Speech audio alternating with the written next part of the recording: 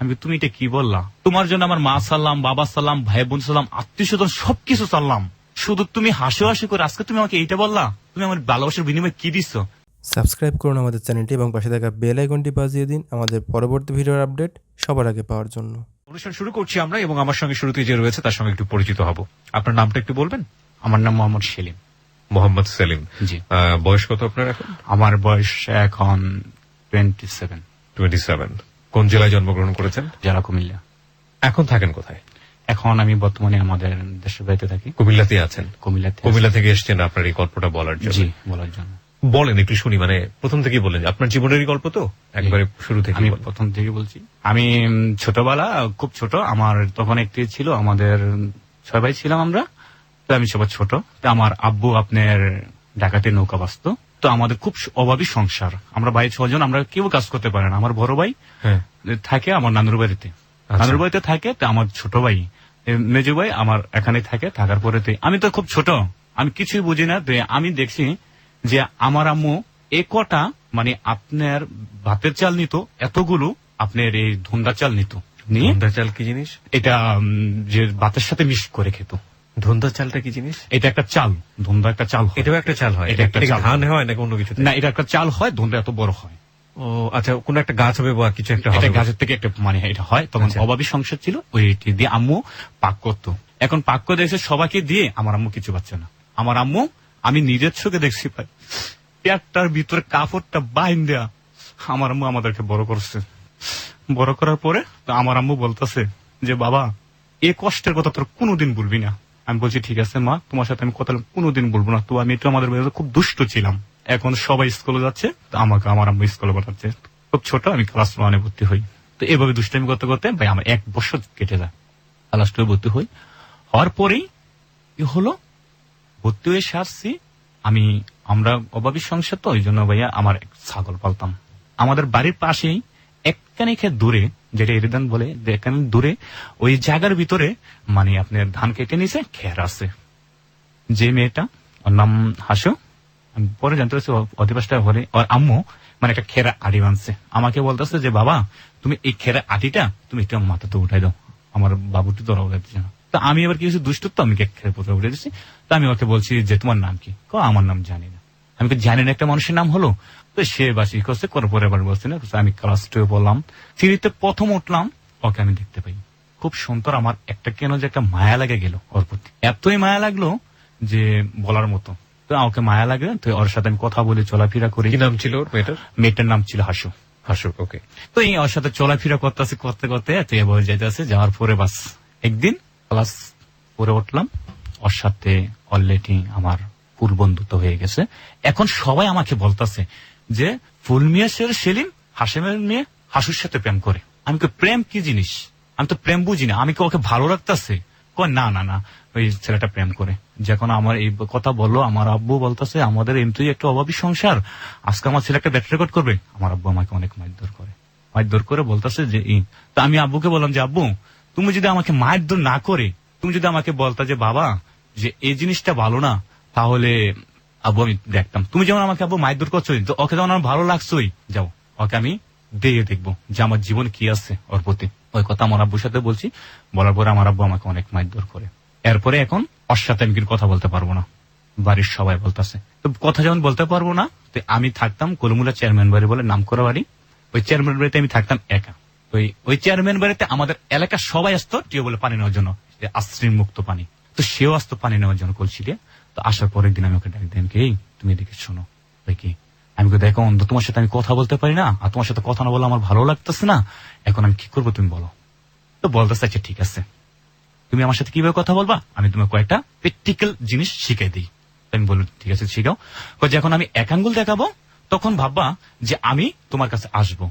যখন আমি 2 আঙ্গুল দেখাবো ভাবলা যে আমার কিন্তু একটা প্রবলেম, আমি কথা বলতে পারবো না। যখন আমি 3 আঙ্গুল দেখাবো তখন ভাবলা যে আমি কলাবরাতে তোমার কাছে কথা বলতে পারবো। যখন আমি চুলে ধরবো তখন ভাববা যে আমার একটা বোনের বাড়ি আছে, যে আমার বোনের বাড়িতে যাবো। যখন আমি মাথাতে খাট যাবো তখন ভাববা যে ওই জায়গায় যাবো। মানে এভাবে আমাকে অনেকগুলো সিস্টেম শিখে দেয়। তো এখন তো ভাইয়া মানে আমি কারোর সাথে আর কথা বলতেছি না, আর প্রয়োজন লাগে না। তখন তো কিন্তু ফোন ছিল না, চিঠি ছিল না। তো বাস এমনি কথাবার্তা বলতেছে। এখন তো আমরা দুজনের মাঝে কথাবার্তা চলতেছে ঠিকই। কথাবার্তা চলতেছে, এই হঠাৎ করে আমার আব্বু, মানে আমাদের ফ্যামিলিতে আমি সবচেয়ে সৌন্দর্য, মোটা কাটা নাম পছর, মানে আমি সবার বড়। সবাই মানে আমাদের ফ্যামিলির মধ্যে বোঝা যাচ্ছে যে আমি সবার বড়। তো আমি একদিন বৃষ্টি আছে, তা আমার আম্মু মানে আমরা ধান নিয়ে বসে আছি, তো বসে আছি, একটা লোক মুরব্বী এসেছে, বৃদ্ধ লোক আসে, বলে যে তোমরা কোন বাড়ি? তো আমরা আম্মু মানে ওর সাথে মানে কথাবার্তা বলতে বলতে ওই আমাদের দুঃখের কথা বললো। আচ্ছা ঠিক আছে, তোমার যেমন এই ছেলেটা, তুমি একটা বুদ্ধি করো, এই ছেলেটাকে তোমরা বিদেশে পাঠাই দাও। তা আম্মু বলতেছে আমরা ভাতে না ভাত খেতে পারি না, আমরা বিদেশ দেবো কিভাবে? তো বলতেছে ঠিক আছে, আমি একটা কথা বলে রাখবা কি, আমি আমার একটা মেয়ে আছে, মেয়েটা ছোট, ওকে সৌদি আরব পাঠা দাও, তখন সৌদি আরব যেতে 60,000 টাকা লাগে, যে আমরা 50,000 টাকা দেবো, তোমরা 10,000 টাকা দিবা। তো ওই আম্মু কইলাছে ঠিক আছে। তো করার পরে এখন সবাই খুশি আমাদের ফ্যামিলিতে, এখন ওর সাথে আমার প্রেম হয়ে গেছে। এখন ওর আমি না দেখলে আমি ভালো লাগে না, যখন ভালো লাগতেছে না, ভালো লাগতেছে না, আমাকে সবাই বলতেছে, তখন আমি একটা বুদ্ধি নিলাম যে যাক, আমি যখন বিদেশ যদি চলে যাই, তাহলে আমার জীবনটা সফল জীবন হবে। এক, দ্বিতীয় কথা হলো কি, ওকে আমি পাবো, তখন ছোট আছে, আমি ছোট আছি। ভাইয়া আমি সকালে যাবো, সন্ধ্যা সবার কাছ থেকে বলছি, এই টাইমে ওর আব্বু আসিস, সম্পর্কে আমার যেটাই হয় যে আমাদের বাড়ি পাশাপাশি বাড়ি, যে হেঁটে গেলে 2 মিনিট লাগে। ওর আব্বু এসে বলে যে কি হয়েছে, ওরা শুনছে যে আমি নাকি বিদেশ চলে যাচ্ছি। ওর আব্বু এসে বলে যে আমার মেয়ের সাথে তোমার ছেলের সম্পর্ক আছে, আমার মেয়েকে তোমার ছেলে বিয়ে করতে হবে। আব্বু বলে যে তোমার মেয়ের সাথে ফকিন্নির মেয়ে থেকে আমার ছেলে বিয়ে দেবো? আপনার বাবা বলছে এটা? আমার আব্বাই বলছে। ওর আব্বাই আসলে কথা প্রকৃতি, ওরা ফকিন, ওর আম্মু ভিক্ষা করে, ফকিন্নির মেয়েকে আমার ছেলেকে বিয়ে দেবো? আল্লাহ দিলে আমার ছেলে হাজারের মধ্যে একজন, আমার ছেলেকে আমি ওই জায়গায় বিয়ে দেবো? আমার আব্বু এই কথাটা বলছে। কয় ফুলমিয়া তুই এই কথাটা কইস, সোজা আঙ্গুলে ঘি খায় না, আঙ্গুলটা বাঁকা করে হয়তো হবে। তখন ভাই আমরা ওই জিনিসটা জানতাম না, ওরা যে কুহিরিজ একটা জানে। ওরা আপনারা জানেন কিনা, চিতাখাল তো অবশ্যই চিনেন। চিতাখাল দেখি জিনিস, এটা মানে হিন্দু পোড়া দেয়, শ্মশান বলে। ওকে। ওই জায়গার ভিতরে থেকে আপনি অমাবস্যার রাতে ওরা আংরা আনে, আংরা এসে এনে ওরা যা ইচ্ছে মানুষকে তা করতে পারে। তো এই কথা বলার পরে থেকে আমার আব্বু আর কিছু বলে নাই। ওরা আমাকে কি করছে আমি তা বলতে পারবো না। তো আমার চাচি জেডিরা ফুফুরা সবাই বলছে, ওর আম্মু আমাকে হাতে ধরে সোজা ওরা বাড়িতে নিয়ে গেছে। আমার আব্বু বলছে যে ঠিক আছে, তুই আমার ছেলে যখন চলে গেছে, ওকে আর আমি গ্রহণ করে নিলাম না। এটা আপনার কত বছর বয়সের? তখন আমার বয়স অনুযোগ 12.5 চলে। 12.5-13, মানে পড়াশোনা বন্ধ করে দিয়েছেন? হ্যাঁ, পড়ালেখা অলরেডি। কোন ক্লাস থাকতে? ক্লাস 4 থাকতে। জি, ওকে। তো এরপর আমাকে নিয়ে গেছে, নেওয়ার পরে হাসুর বয়স কি একই রকম নাকি আপনার চেয়ে ছোট ছিল? আমার চেয়ে সিমসিমি ছিল, সেম ছিল। তো এরপরে কি করছো আমি শুনতে পেলাম, তো ওই ভাইয়া এই আমাকে 3 দিন পরে গালিগালাজ করতো। হ্যাঁ, প্রচন্ড গালিগালাজ করছে। আমাকে 3 দিন পরে সবাই বলতেছে বিয়ে করাবে। যে এখন এই কথাটা আমার ভাই শুনতে পাচ্ছে, আমার মেজো ভাই আমাকে এত আদর করতো ভাই, সে ভাইটা আমাকে গিয়ে যেভাবে পারে মারছে, মেয়েরা আমাকে অজ্ঞান করে লাইছে। করার পরে তো বাস আমার ভাইটা আয়া বললো, 3 দিন পরে আমাকে তারা বিয়ে করে। 70,000 টাকা কাবিন, 10,000 টাকা মহরি নাকি যাদের দিয়ে আমাকে বিয়ে করে। এই 12.5 বছর বয়সে? 12.5 বছর বয়স। কাজী কে ছিল বিয়েতে? কাজী ছিল না? কাজী ছিল। কাজী তারা টাকার বিনিময়ে সবকিছু করছে। আমার প্রেজেন্ট কেউ ছিল না, আমার একজন কাকা ছিল, যে আমার কাকাতে এই দিন ভাইয়া যখন আমাকে বিয়েটা করায়, তখন ফিজিক্যাল কি রিলেশন বা স্বামী স্ত্রীর কি সেটা আমি জানতাম। আমার জানতাম একটা দুষ্টামি, যে ওকে দেখলে গান গাইতে, আমার একটাই পেশা, গান গেলে ভালো লাগে, আমি গান গাইতাম। তো আমাকে বলছি দেওয়ার পরে ভাইয়া যেদিন বিয়ে করছি সেদিন আমাকে একটা করে দিস। ওরা ঘর ছিল 2টা, 2তলা ঘর, একটা করে দিস দিয়ে এখন ওরা সবাই চলে গেছে। এখন তো আমার ভয় পেলেছি আমি, আমার জীবনে আমি কখনো একা ছিলাম না। আমি যদি একা থাকতাম আমার ভাই পাশে থাকতো, আমি যদি রাতকেও ডাকতাম আমার নিজে আমার গান যেত, ভাইয়া ভাইয়া পাশে আছি।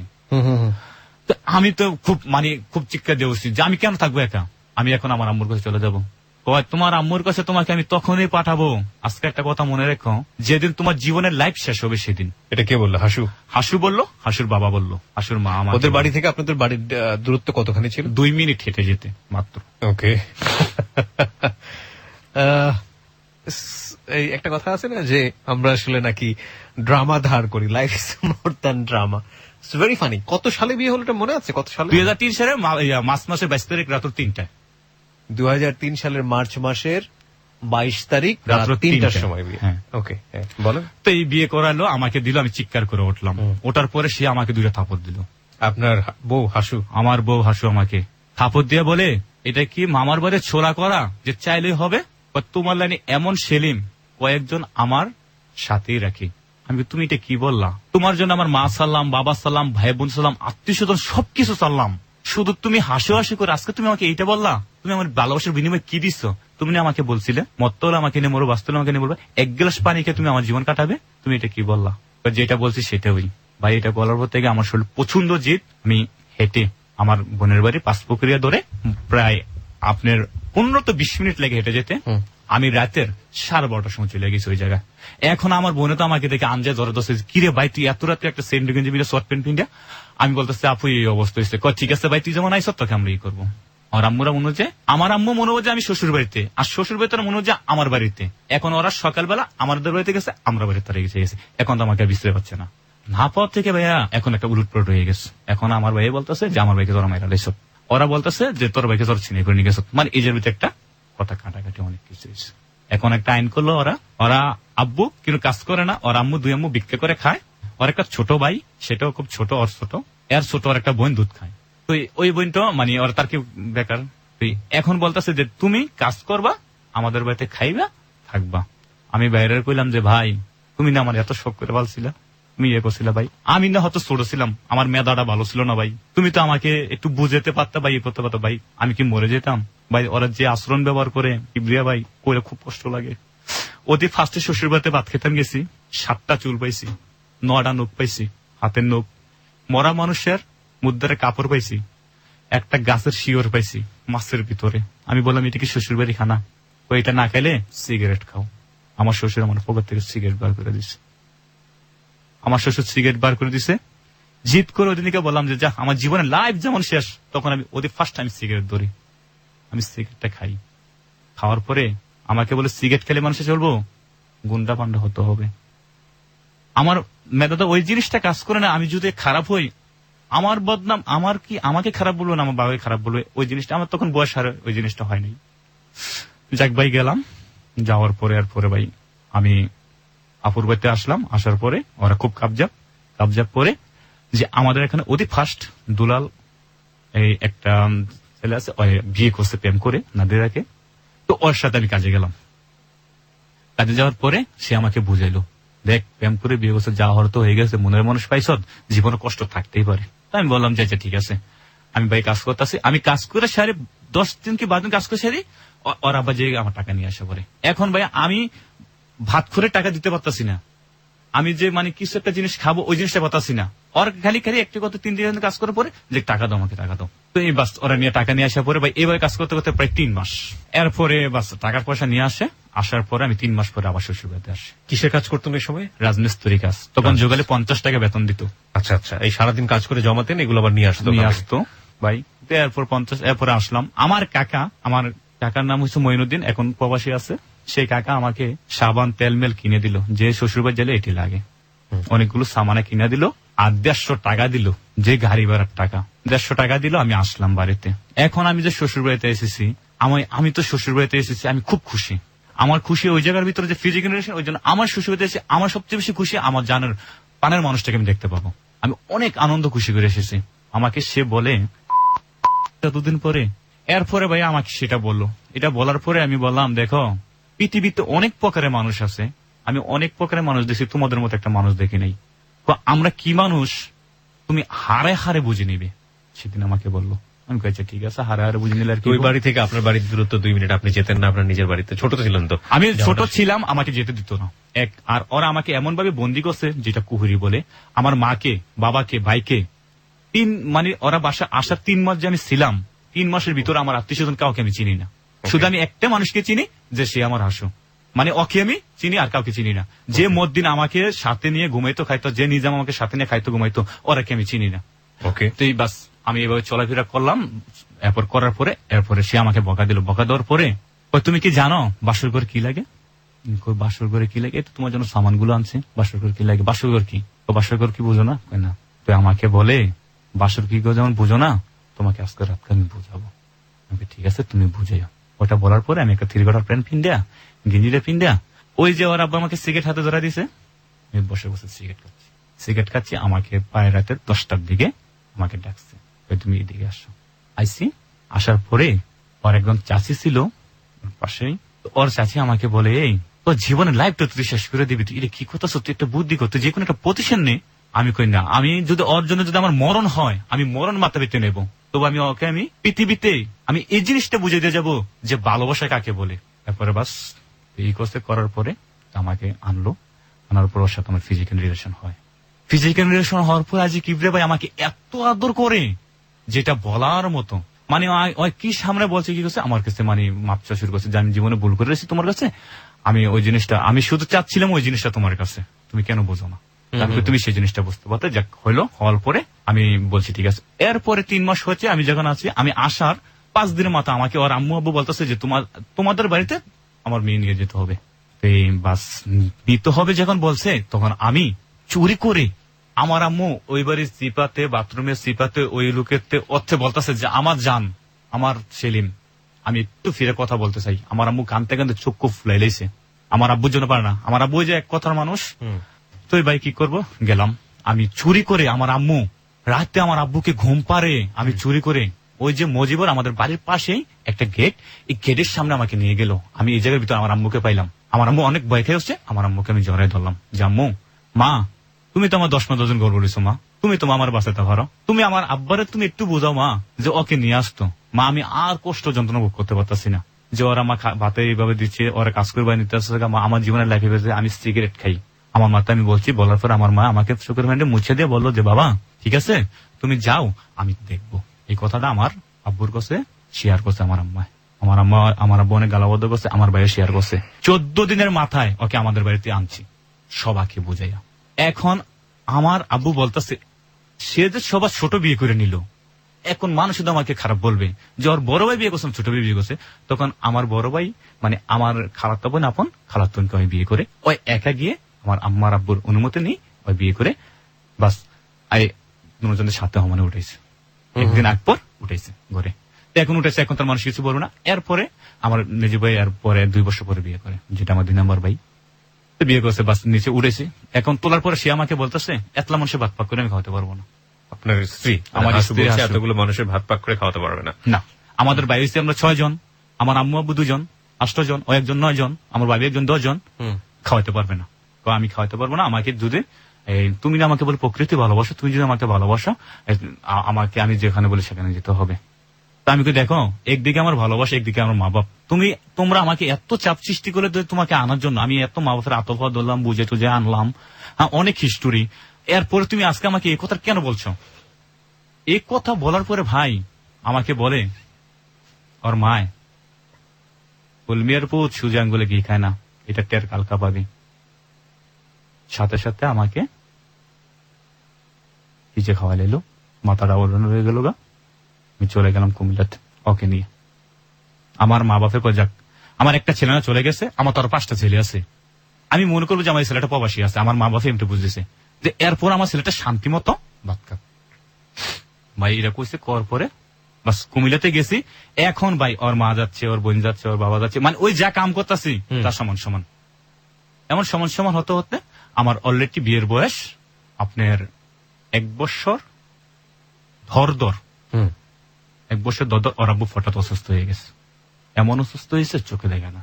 তো আমাকে বলে যে বাবা তুমি তো কুমিল্লাতে থাকো, তুমি কুমিল্লা কুচাইতুলি তো ওরা নিয়ে যাও। তো আমি বললাম আচ্ছা ঠিক আছে, কুচাইতুলি না সরকারি হসপিটাল নিয়ে যাবো। কুচাইতুলি নিয়ে গেছি। ওই জায়গার পরে 15 দিন পর ওর আব্বু মারা যায়। 15 দিন পর বাবা মারা যায়। ভাই একটা কথা ভুলে গেছি, আমি কথা শুনেছি যখন ওর আব্বুকে আমি নিয়ে যাই, মানে 13 দিনের মাথায় ওর আব্বু আমাকে হাতরা নিছে। হাতরা নিয়ে বলতো সেলিম এক দিলাম হাসুকে তোর হাতে তুলা, আরেকদিন মালা হাতে তুলা। হাসু যতই তোকে ই কর, হাসু এখন ছোট মানুষ বোঝে না, তুই ওই জিনিসটা ম্যানেজ করে নিবি। হ্যাঁ তোর আল্লাহ রসুলের দোয়া দিয়া বাস মারা যায় ওর আব্বা। মারা যাওয়ার পরে আমি আসে মারি টাড়ি দিছি। দেওয়ার পরে ভাইয়া 3 দিন পরে না যেদিন মারা গেছে যাওয়ার পর আমরা মাটি দিয়ে সবাই এসে বসছি। 3 দিন পরে আমাকে বলে দেখো এখন তো আমার আম্মু তোর বিক্রি হতে পারে না, আমার ভাইয়েরা করতে আমরা খামো, তুমি একটা বুদ্ধি করে একটা কিস্তি একটা লোন তোলো, যেটা কিস্তিতে লোন তোলা হয়, কিস্তি সপ্তাহে কিস্তি 8,000 টাকা উড়াইলে সপ্তাহে 200 টাকা। তো মনে মনে একটা চিন্তা করলাম 8,000 টাকা উঠে সপ্তাহে 200 টাকা হলে আচ্ছা ঠিক আছে আমি চলতে পারবো, এই করতে পারবো। ওর আব্বা যেমন বলছে আচ্ছা ঠিক আছে। এরপর আমার ভালোবাসা মানুষটা আমার বুকে ঘুমাক বলছি ভাইয়া, বলার পরে 8,000 টাকা কিস্তি উঠছি। যেদিন কিস্তিটা আমি উঠেছি 8 দিন পরে, আজকে দিনে 3টা বাজে উঠে আনছি, এই রাত্রে 7টা বাজে। ওর বড় মা ছোট মা এমন ঝগড়া, ওর ছোট মা বলতেছে যে আমার জামাইরে তুই সুই দিয়ে মেটা লিস মেডিকেলের ভিতরে। ওই বলতেছে যে তোরা টাকা পয়সা দিছিস না। মানে এই দিনে একটা বিভিন্ন একটা ঝগড়া হইতেছে ওর মাঝে। এখন আসার পরে এখন রাতে আমাকে বলে ফজরক্ত যে আমরা এই বাড়িতে থাকবো না। কোথায় যাইবা তুমি, কি বলতেছো? আমরা এই ওরা ছোট মার ছেলে একজন আছে, ওর আম্মা কারখানা বিয়ে দিয়েছিল, ওই ছেলের বাড়িতে মিমসে চলে যাব। আমি ঠিক আছে মিমসা দেবো, মিমসা চলে গেছি। ওর ছোট বোন, ছোট ভাই, ওর মা, আমি যাওয়ার পরে ওখানে কেন গেলেন? আপনি তো কুমিল্লাতে কাজই করতেন। না, ওই জায়গায় গেছি বাসা বাড়ি করে থাকবো, আলাদা করে থাকতে পারতেন। এখন ওর কথা হচ্ছে ওর বাপ মাদের, ওর মা ওর ছোট ভাই বোনদেরকে নিয়ে একসাথে থাকতে হবে। যে জায়গা ওর মা এখন করে দিছে। আর ওর বড় মার ঘর একটা বোন আছে, তো ওর একখানে ইয়ে গেছে, ওর একখানে গেছে। তো ওরা বলতেছে যে আমার অধিকার বেশি, আমার বড় বউ, যে আমি বাড়িতে জায়গা দেবো না। মানে এইভাবে একটা নিয়ে হয়। তো গেলাম নিমসাতে। যাওয়ার পরে ভাই আমি 3,000 টাকা বাজার করি, হাড়ি পাতিল লার্কি ই করে 200 টাকা রুম ভাড়া প্রতি মাসে দিয়ে একটা ঘর লই। লওয়ার পরে যে এক ঘরের ভিতরে সবাই থাকতেন না, তাহলে ওর ভাই যে ভাইটা ছিল ওই ভাইয়ের 2টা রুম ছিল। ওর ভাই আর ভাবি থাকতো এক রুমে, আর ওরা মা ছেলেরা থাকতো এক রুমে, আর আমরা থাকতো আলাদা এক রুমে। এই টাইমে কি করছে, বাস এবার চলাফেরা করতেছি, আমাকে বলতেছে দেখো আমার জীবনে আমি একটা ভুল করছি। মানে আমাকে ওই জায়গায় বলতেছে আমি কি ভুল করছো? তো আমার জীবনে আমি একটা ভুল করছি। তুমি কি ভুল করছো সেটা আমাকে শেয়ার করো। পৃথিবীর ময়দানে তুমি একটা জিনিস চিন্তা করো, আমি ছাড়া তোমার কি আছে? তুমি ছাড়া আমার অনেক কিছু আছে, আর তুমি ছাড়া তো আমার কিছু নেই। মা বাবা আত্মীয় স্বজন ভাইয়া বন্ধু সবকিছু ছেড়ে তোমাকে করে তোমার কাছে আজকে আসি, আর তুমি আজকে আমাকে বলছো। তখন আমাকে সে বললো দেখো তোমাকে একটা কথা বলি, এক উপর আল্লাহ সাক্ষী, এখন রাত্র নিজম, আর তুমি সাক্ষী যে এই মিমসারে আমার ভাইয়ের বাসায় আমি একদিন বেড়াতে আসি। তবু আমার এই সম্পর্কে, ওর নামটা আমি বলে নিচ্ছি না, ওরা আত্মীয় মধ্যে এখন বিয়ে করছে, ওই ছেলেটার সাথে আমার ফিজিক্যাল রিলেশন হয়েছে। ওর পরে আমি ওই জিনিসটা তোমার কাছে চেয়েছিলাম ভাই, আমি একটু ফেলে গেছি। মানে আমাকে বলছিল একদিন, আমার কাকাকে আমি বলছিলাম, আমার কাকা বলছিল আমি ওই জিনিসটাই তোমার কাছে চেয়েছিলাম, আমার খুব ভালো লাগছে, ওই জিনিসটা আমি চেয়েছিলাম। আর আজকে আমি ওই জন্য বলতেছি যে আমি এই একটা কাজ ওর সাথে করছি। আমি কার সাথে করছো? তখন আমাকে আঙ্গুল দিয়ে দেখালো সাথে। আমি তুমি এটা কি করলাম? এটা কি মানে আমি ঠিক বুঝলাম না, আমি কনফিউজ হয়ে যাচ্ছি। কার সঙ্গে এটা করেছে? মানে বিয়ের আগে আর পরে? বিয়ের আগে, হ্যাঁ। মনে করেন যে ওর বউয়ের সম্পর্কে কেউ একজন, হ্যাঁ ভাই, তার সঙ্গে এই ধরনের সম্পর্ক করেছে বিয়ের আগে। আচ্ছা, করার পরে মানে ওর ইচ্ছে ছিল আমার সাথে করার জন্য, আমি না করি। যাক, এরপর আমি বললাম যে ঠিক আছে, এরপরেও তুমি আমার ভালোবাসা থাকো, আমার জীবনে অক্ষর হবে। তো এই বলার পরে এরপরে বাস রইলাম। রোয়ার পরে এরপরে কি করলো, আমরা অনেক দিন, আমি ভাই কি বলবো, মাটি কাটছি, ভারে পোদা বাইছি, জীবনে আমার হাতগুলো দেখেন অবস্থা। এই কাজ করছি, কাজ করার পরে আমি অনেক মানে 20-30 হাজার টাকার মধ্যে একটা আয় হয়েছে। আয় হওয়ার পরে আমার তখন বয়স 2.5 বছর বিয়ে চলে। আমি বললাম দেখো আমরা 20-30 হাজার টাকা আয় হয়েছে, একটা বুদ্ধি করো, আমরা টাকাটা অ্যাকাউন্টে রাখি, যে আল্লাহ বাসার একটা যদি আমাদের একটা বেবি হয় তার একটা জীবনে অক্ষর হবে। আচ্ছা ঠিকই কইছো তুমি। সে ভাই কি করছে, টাকাটা নিয়ে 2 দিন পরে বসে বাড়িতে, দেশের বাড়ি যেখানে ঝগড়াঝাড়ি করলো, যে জায়গায় ঝগড়া করলো, আইসা আমাকে বলতেছে মানে ও যেমন আগে বসে, তো ওর বাইরে আমি জিজ্ঞেস আছি হাসু তো বাড়িতে গেছে। এরপরে 3 দিন পরে আবার গেছে, যাই বলতেছে যে তুমি টাকাটা দাও, এই টাকাটা আমরা একটা ধানের উপরে দেবো, দিলে আমরা মানে চাল কিনবো, চাল কিনা মানে ইসলামের অনুগত যাইটা সেটা আমরা করে নেবো, টাকাটা আমরা ভাঙ্গা হবে না। আমি তুমি ওই দিন টাকা নিয়ে গেছো, তুমি ই করছো, মানে এই জায়গায় তো ফুল আমার সাথে ঝগড়া নিকোস, আমি নেই টাকা নেই মানে তুই মানে যা আসছে মুখে দিয়া, ভাই কি বলবো বললো। আমি বললাম ঠিক আছে, টাকা যেমন নিছো না, যা টাকা আল্লাহর রাস্তায় দিয়েছি, যদি আল্লাহ বাঁচা রেখে আবার টাকার মালিক হবো ভাই। এটা কয়ে এরপর আমি ওরে আনজেতে জোরে বুকে ধরে রেখে আমি যাও ইতান সব বাদ আসলাম। এরপরে ওরা বাড়িতে আসার পরে সবাই আমাকে বলতে গজ্জামাইয়া। কি মায়া?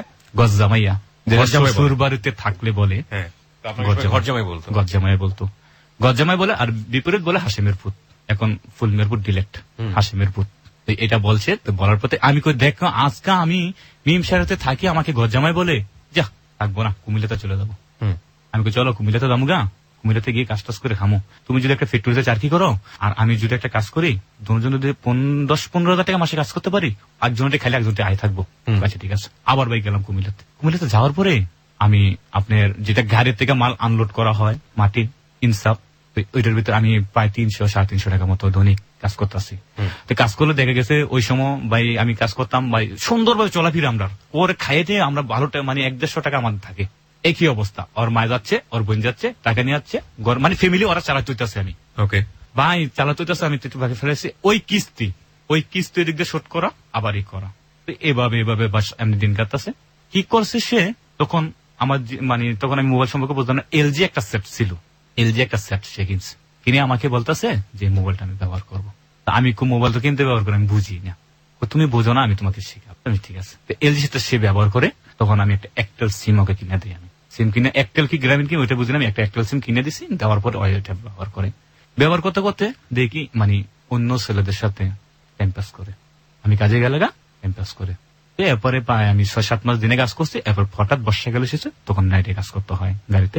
আমি নাইটে কাজ করতে একদিন আমার মালিক বেটা আমাকে বলেছিলেন, তোর বাসায় 3টা লোক আসে, বলে তোর বন্ধু। আমি আমার বন্ধু হইলে তো অবশ্যই খেলা বললো রে, আবার আমার দিকে গেছে গা। কে বলছে আপনাকে এটা? এটা আমি যে বাড়িতে ভাড়া থাকি, এই মালিক, বাড়ির মালিক মহিলা।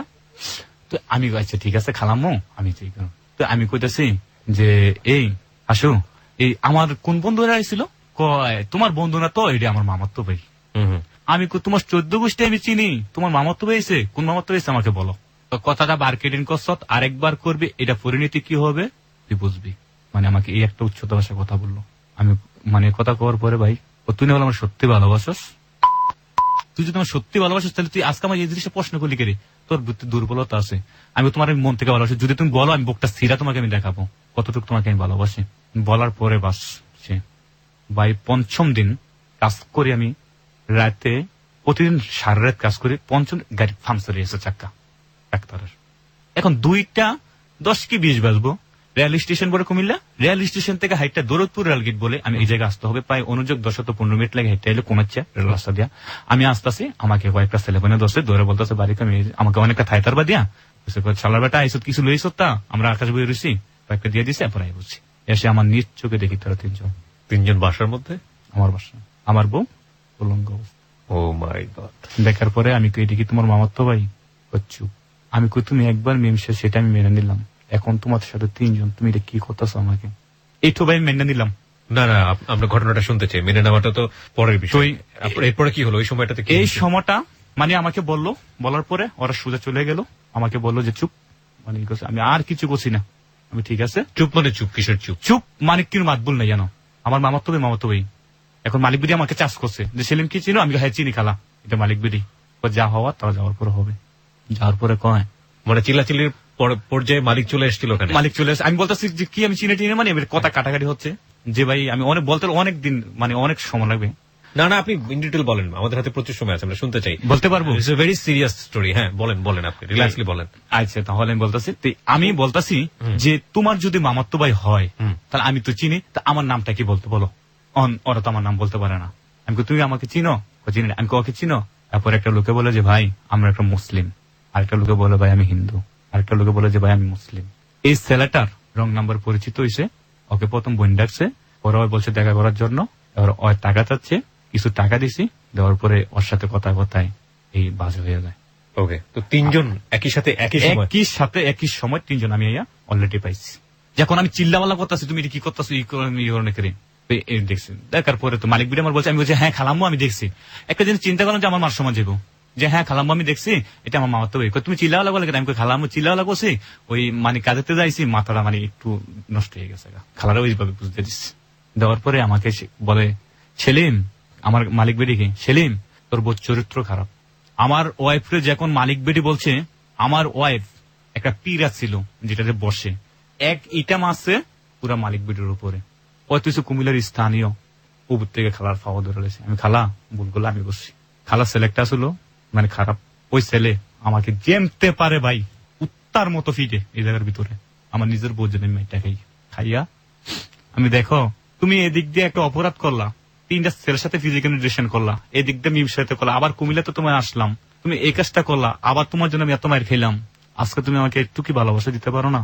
আমি কি এমন তোমার সাথে অপরাধ করছিলাম? তোর বাহিরে একটা বড় কথা মনে হয়েছে নি যে ফকির নিজে বিয়ে করাইবো না? এই ফকির নিজে রেজাল্ট এটা ভাই যাক বলছে।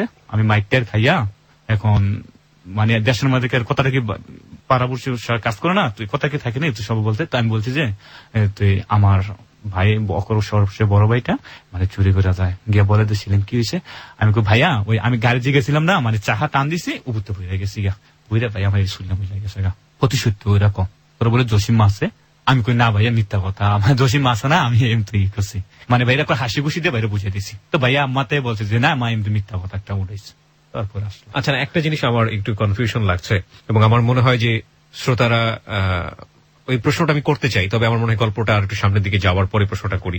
কিন্তু তারপরেও আমার কাছে কেন জানি মনে হয় এই ঘটনার পরে আপনি তার কাছ থেকে ভালোবাসা কেন চাবেন? মানে এই ঘটনার পরে তো ডিভোর্স হয়ে যাওয়ার কথা, আপনি তাকে ছেড়ে দিলেন না কেন? না আমি ওকে ছেড়ে দিতে বলছি কিভাবে, ওকে যদি আমি চোখের আলার 1 মিনিট হয়ে আজ কি রে ভাই আমার তো দুনিয়া ব্যাপার না লাগে, ওর আমি না দেখলে পাগলের মতো হয়ে যায়গা। সে আমাকে এমন কিছু একটা জিনিস করে রাখছে, ওর হচ্ছে কুহিরের শ্রেষ্ঠ। ব্ল্যাক ম্যাজিক বলে একটা ব্যাপার আছে, এটা সর্বজন স্বীকৃত, তবে সেটার প্রভাব আপনি বিশ্বাস করেন কি না করেন সেটা অন্য বিষয়। মানে এত কিছুর পরেও ওর কোনো অপরাধ খুঁজে পাচ্ছে না, মানে এটা কিন্তু বারবারই বলি একটা জায়গায় অনেক বেশি সমস্ত কিছুর সমাধান। Life is more than drama, জীবন নাটকের চেয়েও নাটকীয়। বলেন তারপর। ভাই জিজ্ঞেস করছিল মারছে কিনা, আপনি বললেন হ্যাঁ আমার ভাই বলছে, আমার ভাইকে হাসি মুখে আমি বাড়িতে পাঠাই দিচ্ছি।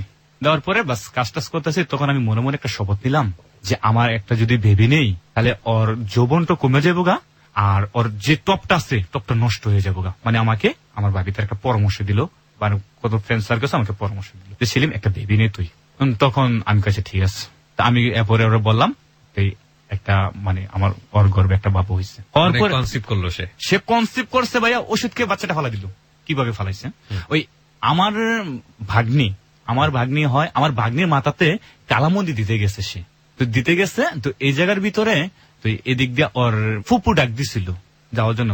ওই কি করছে, কালামন্দি না দিয়ে গেছে, তো ভাইয়া খালি ওই কথাটা বলছে যে হাসু তুই যে চলে গেলে এটা কি কাজটা হলো, আমি যা করছি ভালোর জন্য করছি, মানে এই কথা আমার ভাইকে বলছে, সে আমি যা করছি ভালোর জন্য করছি। তো বলছি ঠিক আছে, তো ভাই এটা নিয়ে কিছু করছে না, তোর ভাই আমার এই কথাটা বললো করে, তোর ভাই কর কি, আমি তোর বউ, তোর ভাই কর কি। আমি কই সে তো তোমার বাসুর, সে বলতেই পারে, সে বড় ভাই হিসেবে তোমাকে শাসন করতেই পারে, কারণ আমাকে কেউ শাসন করতে পারবো না। তো আমার মাথার তত্ত্বে বেশি বুদ্ধি দিছে আল্লাহ। তা আমি খুব বুদ্ধি দিয়ে এমন বুদ্ধি দিছে, তোমরা তো কুহিরে জানো আর মানুষকে পাগল করতে জানো, ওই জন্য তোমাদেরকে এই বুদ্ধিটা দিছে। সে বলার সাথে সাথে আমার একটা থাপড় মারে। আপনার বউ? হ্যাঁ আমার বউ। প্রথম গায়ে হাত তোলে আপনার নাকি এর আগে? না ফার্স্ট আপনার গায়ে হাত তোলে কারণটা আমি শুনতে পাই। আপনি এর আগে কি আপনার বউকে কখনো গায়ে হাত তুলেছেন? না। এত বড় একটা ঘটনা আপনার চোখের সামনে ঘটে গেল, তারপরে গায়ে আমি একটা অক্ষরে কসম যে আমি একটু বিন্দু ওকে ধরে বলিনি। সেদিন আমার ইচ্ছে হয়েছিল যে মাটিটা বাঘ হয় নাকি আমি চলে যাবো, মানে আমার মনে একটা জিদ ছিল। আমি বললাম আসো শোনো, তুমি যে এত যুগন অপরাধী করছো, আমি যদি 1000 লোকের সামনে চিল্লে যদি বলি তাহলে তোমাকে মানুষ কি করবে, উল্লঙ্গ করে পিটবে। তুমি কি সেই জিনিসটা জানো? আমি জানি, তো আমার একটা বিশ্বাস তুমি জীবনও কাউকে বলবো না তুমি আমাকে সত্যি ভালোবাসো। তা আমি তুমি, আমি হ্যাঁ বাসি, সুযোগ সুবিধা বুঝে আমি তোমাকে ভালোবাসি, মানে ওর একটা অ্যাকশনে যে আমি ফকিন্নির মেয়ে, আমি ওই জিনিসটা তোর সাথে আমি বুঝাই নেবো। যাক বা এটা কইছে আমি বুঝি। ইকলো পরে আমি আসলো, আমার ছেলেটা পালাই দিল, করার পরে আমার আম্মুকে আমি বললাম যে আম্মু এমন মানে করছে। আম্মু বলতেছে যে একটা বুদ্ধি কর, মানে আমাদের এখানে একটা লোক আছে, ওই লোকটাতে একটা পান পরা খাওয়াইলে তুই বাচ্চা নষ্ট হবে না। পান পরা খাওয়াইছে, খাওয়ার পরে বর্তমানে আমার যে ছেলেটা চালা দিলে এই ছেলেটা দুনিয়াতে এসেছে। ভাইয়া হয়েছে কথা ঠিক, ছেলেটা তো তার মার গায়ে দুধ খায় নাই, এক টান দুধ খায় নাই ওর মার, একবারও না, এক বিন্দুও না। ওর খালাতে 3 দিন দুধ খায়, 3 দিন দুধ খাইছে। এরপর আমি ফিটার দিয়ে ওকে পালছি। আমি জানি না, একমতো উপরে আল্লাহ জানে যে আমার ছেলেটা যখন জোরের আজান দিত তখন কানের ভিতরে ধরে রাখতো, যখন আসর আজান দিত কানের ভিতরে ধরে রাখতো। কখনো আমার ছেলেটা আল্লাহ দিলে 9 মাসের কারণে আমার ছেলেটা আফুনাদে আসছে। আমি আল্লাহর কাছে ভোট করছি, আল্লাহ আমার এটা যদি আল্লাহ তোমার দরবারে আমি এটা আল্লাহ ওলি বানাতে আমি চেষ্টা করবো। আমার রান রক্ত বিক্রি করে হলো আমি সেই জিনিসের চেষ্টা করবো। আমার ছেলেকে আমি সবাই বলছি যে তোর ছেলেকে এইখানে আমি কইছি না, আমার ছেলেকে আমি মাদ্রাসায় দেবো, আমার ছেলেকে আমি অধিবাসী নুরানি মাদ্রাসায় দিই। দেওয়ার পর আমার ছেলে টুকটাক যখন বুঝে তখন আমি ওকে দিই। মাশাআল্লাহ 6টা কলমা পারে, দরুদ সবকিছু পারে, মোটামুটি আমার ছেলে চলার বয়স হয়ে গেছে। এরপরে কি করছে, একদিন সে আমাকে বলতেছে যে একটা বুদ্ধি করে চলো আমরা ঘুরতে যাই। কোথায়? কে বলছে? হাসু কোথায় ঘুরতে যাইবা? কয় দেখো এই তানভীর তো আর আমাদের সাথে থাকে না। ভাই ওইটা পুরো তানভীর মানে? তানভীর আমার ছেলে। ওকে ঠিক আছে, মানে ওই রাখছে তানভীর, আমার আম্মু রাখছে সাজ্জাতুল ইসলাম নূর। তো থাকে না মানে কোথায় থাকে? মানে আমাদের সাথে থাকে না। আমি যদি বলি যে আব্বু তুমি আব্বুর বুকে থাকো না, আব্বু শরম, রাতের বেলা ঘুমায় না? না ঘুমায় না। ওকে, মানে আমরা তো ভিন্ন করে থাকি, অন্যান্যর সাথে থাকি। তাই আমি কয় ঠিক আছে, তানভীর তো আর আমাদের সাথে থাকে না, থেকে বুদ্ধি করে তুমি আমরা ঘুরতে যেতে সমস্যা কি? আমি কোথায় যাইবা? আমরা মিম সেরাতে যাবো। মিমসে ঠিক আছে চলো, খুব মিমসে তো জায়গা খুব সৌন্দর্য ওই জায়গায় যাবো। আসলাম মিমসে, ঘুরে গেড়ে আসলাম। আসার পরে আমাকে একটা ছেলে আমাকে বলো যে মেয়েটা এই অবস্থা খারাপ, মেয়ে নিয়ে তুমি ঘোরাফেরা করো। ওই ছেলেটাকে আমি একটা থাপড় দিই। আমার স্ত্রী খারাপ না বলা সেটা আমি জানি, তুই কিভাবে জানোস? একটা থাপড় দিয়ে ওকে। এটা এই ছেলেটার সঙ্গে আপনার পরিচয় কিভাবে? রাস্তার মধ্যে? রাস্তার মাধ্যমে, মানে আমরা দুজন হেঁটে যেতেছি, ভাই দাঁড়াও, একটা খারাপ মহিলার সাথে তুমি আত্ম হয়? আমি এই কথা সাথে সাথে ওকে মানে কি প্রশ্ন না করে ওকে ভাই আমি থাপড় দিই। থাপড় দেওয়ার পর আমাকে কি বলছে, এখন তো লোকজন হয়ে পড়ছে, কি হয়েছে? আমরা দুজন হেঁটে যেতেছি, আমরা স্বামী স্ত্রী। আর সে আমার স্ত্রীকে মিথ্যা কথা বলছে, যে আমার স্ত্রীকে সে একটা বিল্লাম আছে, খারাপ ভাষায় একটা কথা বলছে, ওই জন্য আমি থাপড় দিছি। তো আর আমাকে মিলমিশে করে দিছে। বাস আমরা ঘুরে টুরে আসলাম। আসার পরে ভাই আসলো বরকিত। ঘুরে টুরে আসার পরে বরকিত আসার পরে আমি আবার মানে আপনার শিল্পী আসিফের খুব ভক্ত ছিলাম। তো আমি আসিফের গান বেশি শুনতাম। আমার হাতও আসিফের নাম লেখা আছে হাতের ভিতরও, যে আমি আসিফকে এত লাইক করি। তো আমাকে একদিন প্রশ্ন হচ্ছে সে, যে তুমি কি আসিফকে বেশি লাইক করো না আমাকে বেশি লাইক করো? আপনার ওয়াইফ? আমার ওয়াইফ। আমি কই আমি আসিফকে লাইক করবো কেন, আমি ওর গানকে লাইক করি। ঠিক আছে, গান আমাকে ভালো লাগে, গানকে লাইক করি, আর তোমাকে আমি লাইক করি। তো এটা বলার পরে সে মানে হাসি দিছে, হাসি দিয়ে আমি চাইলাম তোমাকে ট্রাই করে। তো সে আবার এর গান শুনতো, আমি ঠিক আছে। তো শোনার পরে ভাই কি করছে, মানে বরকিদে আসছে, আমরা তো ওর প্রচন্ড মাজা ব্যথা। বরকিদের সরি ভাইয়া, আমরা কুমিল্লার থেকে আসছি। আমি কুমিল্লাতে আসছি, আর আমি তো জানি না, মানে আমাদের এখানে ছেলের ক্রিকেট খেলা নিয়ে মানে কাজা লাগছে মানে এই গ্রাম পারিয়া। তো সম্পর্কে আমার বাগিনা হয়, বাগিনা ছিল। তো আমরা যেমন ঈদের সময় আছি সবাই তো বাড়িতে, তো বলতেছে চলো মামু আমরা একটু ঘুরতে যাই। কোথায়? মেলাম সরে, আমাদের পাশের গ্রামে। মেলামসে ঘুরতে গেছি, যাওয়ার পর ওই যে ছেলের সাথে ঝগড়া করছে, ওই ছেলের দেখে আমাদের সাথে আমার একটা বন্ধু ছিল, ওর খুনুস ছিল, ওই ছেলের ঘুষি দিচ্ছে ভাই। ধীরে এসে ঘুষি দেওয়ার পরে ছেলে ওমা করে চলে গেছে। আমি তো নেকবো, আমি মানে ঘুষি দিয়েছি, আমি এতটুকু বলতাম, কি নিয়ে বা কি তা বলতে পারবো না। যখন ওরা ঘুষি দিয়েছে, আমি মানে যে ছেলেটা, ওই ছেলেটার নাম বললাম, আমার খুব বাজে ছেলে। তো আমি পিছিয়ে বসছি ভাই, এটা মামলা করে বসছি। কে মামলা করেছে? ওই ছেলের মায়। ছেলের মায় আপনার এগেইনস্টে? ওই ছেলের মায় মামলা করছে চাঁদাবাজি মামলা। আমার ওই যে বাগিনার মামা, বাগিনার ভাই, তারপরে হিন্দু 3টা ছেলে, আমার 7 জনের নামে মামলা করছে। এখন কলার পরে আমাকে সে বলতেছে যে তুমি কাজেতে কেন গেছো? আমি কই দেখো সাজ্জাতের আম্মু, আমি তো ওই জায়গাতে যাই নাই, আমি এই জায়গায় গেছি, ওই ঘুষিদানের পিছিয়ে বসছি। তোমার নামটা কেন বললো? অলরেডি মানে এমনি দিস 7 জনের নাম দিচ্ছে ভাই। এখন তো মামলা কি যে ওয়ারিং না কি যে হয়, বাড়ি গেছে গা। এখন ওয়ান বাড়ি গেছে, পুলিশে আমাদের বাড়ি মানে আক্রমণ করে, যে ঘরের এইটা নিবে খুললে, ওইটা নিবে ওইটা নিবে। এখন তো আমার মা বাবা আমার প্রতি কি পেয়ে গেছে, তুই কি কারণে ই করছে? আমি মার করলাম যে মা, আমার এরপরে পুরা এলাকার মানুষ বলতেছে যে এই নিয়ামতকান্দির ভিতরে পুরা মানে আপনার সালিয়াকান্দি ইউনিয়নের ভিতরে ফুলিমের মতো একটা মানুষ হয় না। ওর ছেলে মানে আমরা কোনোদিন শুনে নেই যে কারো একটা বকা দিতে বা একটা গাল দিতে, কারো অন্য কারা পাড়া দিতে, ওর ছেলে মামলা খাইছে। এই জায়গায় কিন্তু একটা রহস্য আছে। রহস্যটা হয়েছে যে ছেলেটা ঘুষি দিছে, ওই ছেলেটাকে মামলা দিয়েছিল। ওই ছেলেটা বা একটু টাকাওয়ালা পয়সাওয়ালা, তো আমাদের কিন্তু ব্যাক রেকর্ড নাই। ওই ছেলেটার নামটাকে একটা আমার নামটা দিয়ে দিচ্ছে। আচ্ছা দিচ্ছে ভাই, ওয়ারিং বাড়ি গেছে গা। আমি আমার জীবনে অতি ফার্স্ট ঢাকাতে আসি, ঢাকা হাইকোর্ট। ওকে, ঢাকা হাইকোর্ট আসি। আসার পরে মানে আমরা 22,000 টাকা কন্ট্যাক্ট করি যে আমাদেরকে একটা অগ্রিম জামিন দিবে। 22,000 টাকা? 22,000। কার সঙ্গে কন্ট্যাক্ট করে? কন্ট্যাক্ট করি উকিলের সাথে। আমাদের এখানে একটা লোক থাকে, ওই লোকটা দিয়ে উকিলের সাথে কন্ট্যাক্ট করি। ভাই এই জায়গায় বসে রইলাম, জীবনে তো দেখছি না আদালত অফিস আদালত, কিন্তু মামলা গাইছি না, কিন্তু আমরা ভাই এনে বয়ে রইলাম, মানে পার্কের মতো বসে রইলাম। বললো তোমাদেরকে সিরিয়াল ডাকবে। ভাই সকালে না খেয়ে বলেছি, আসরক্ত হয়ে গেছে বলে ডাকবে, যা 5 জনের পরে 10 জনের পরে, এমন করতে করতে ভাই সারাদিন কেটে গেল গা। অফিস বন্ধ হলো, আর ডাকলো না। রইলাম এই জায়গার ভিতরে। এক হিন্দু ফ্যামিলিতে গিয়ে আমাদের এত আত্মীয়স্বজন ঢাকা শহর থেকে, আমি অনেকজনকে মিস করে, কেউ আমাকে ফোনটা ই করে না, এত আত্মীয়স্বজন থেকে আমাকে কেউ ই করে না। তো একটা হিন্দু ছেলের বাড়িতে আমার মানে সম্পর্কে দেখার পরিচিতি, ওর বাসাতে আমি থাকি। থাকার পরে আমাকে হিন্দু প্লেটে বাদ দেয়, আমি ভাতরে খাইনি। আমি বলছি যে আমি খেয়েছি, মিথ্যা কথা বলছি যে আমি খেয়েছি। তুমি যদি খাও তোমার চোখগুলো এত ইকা।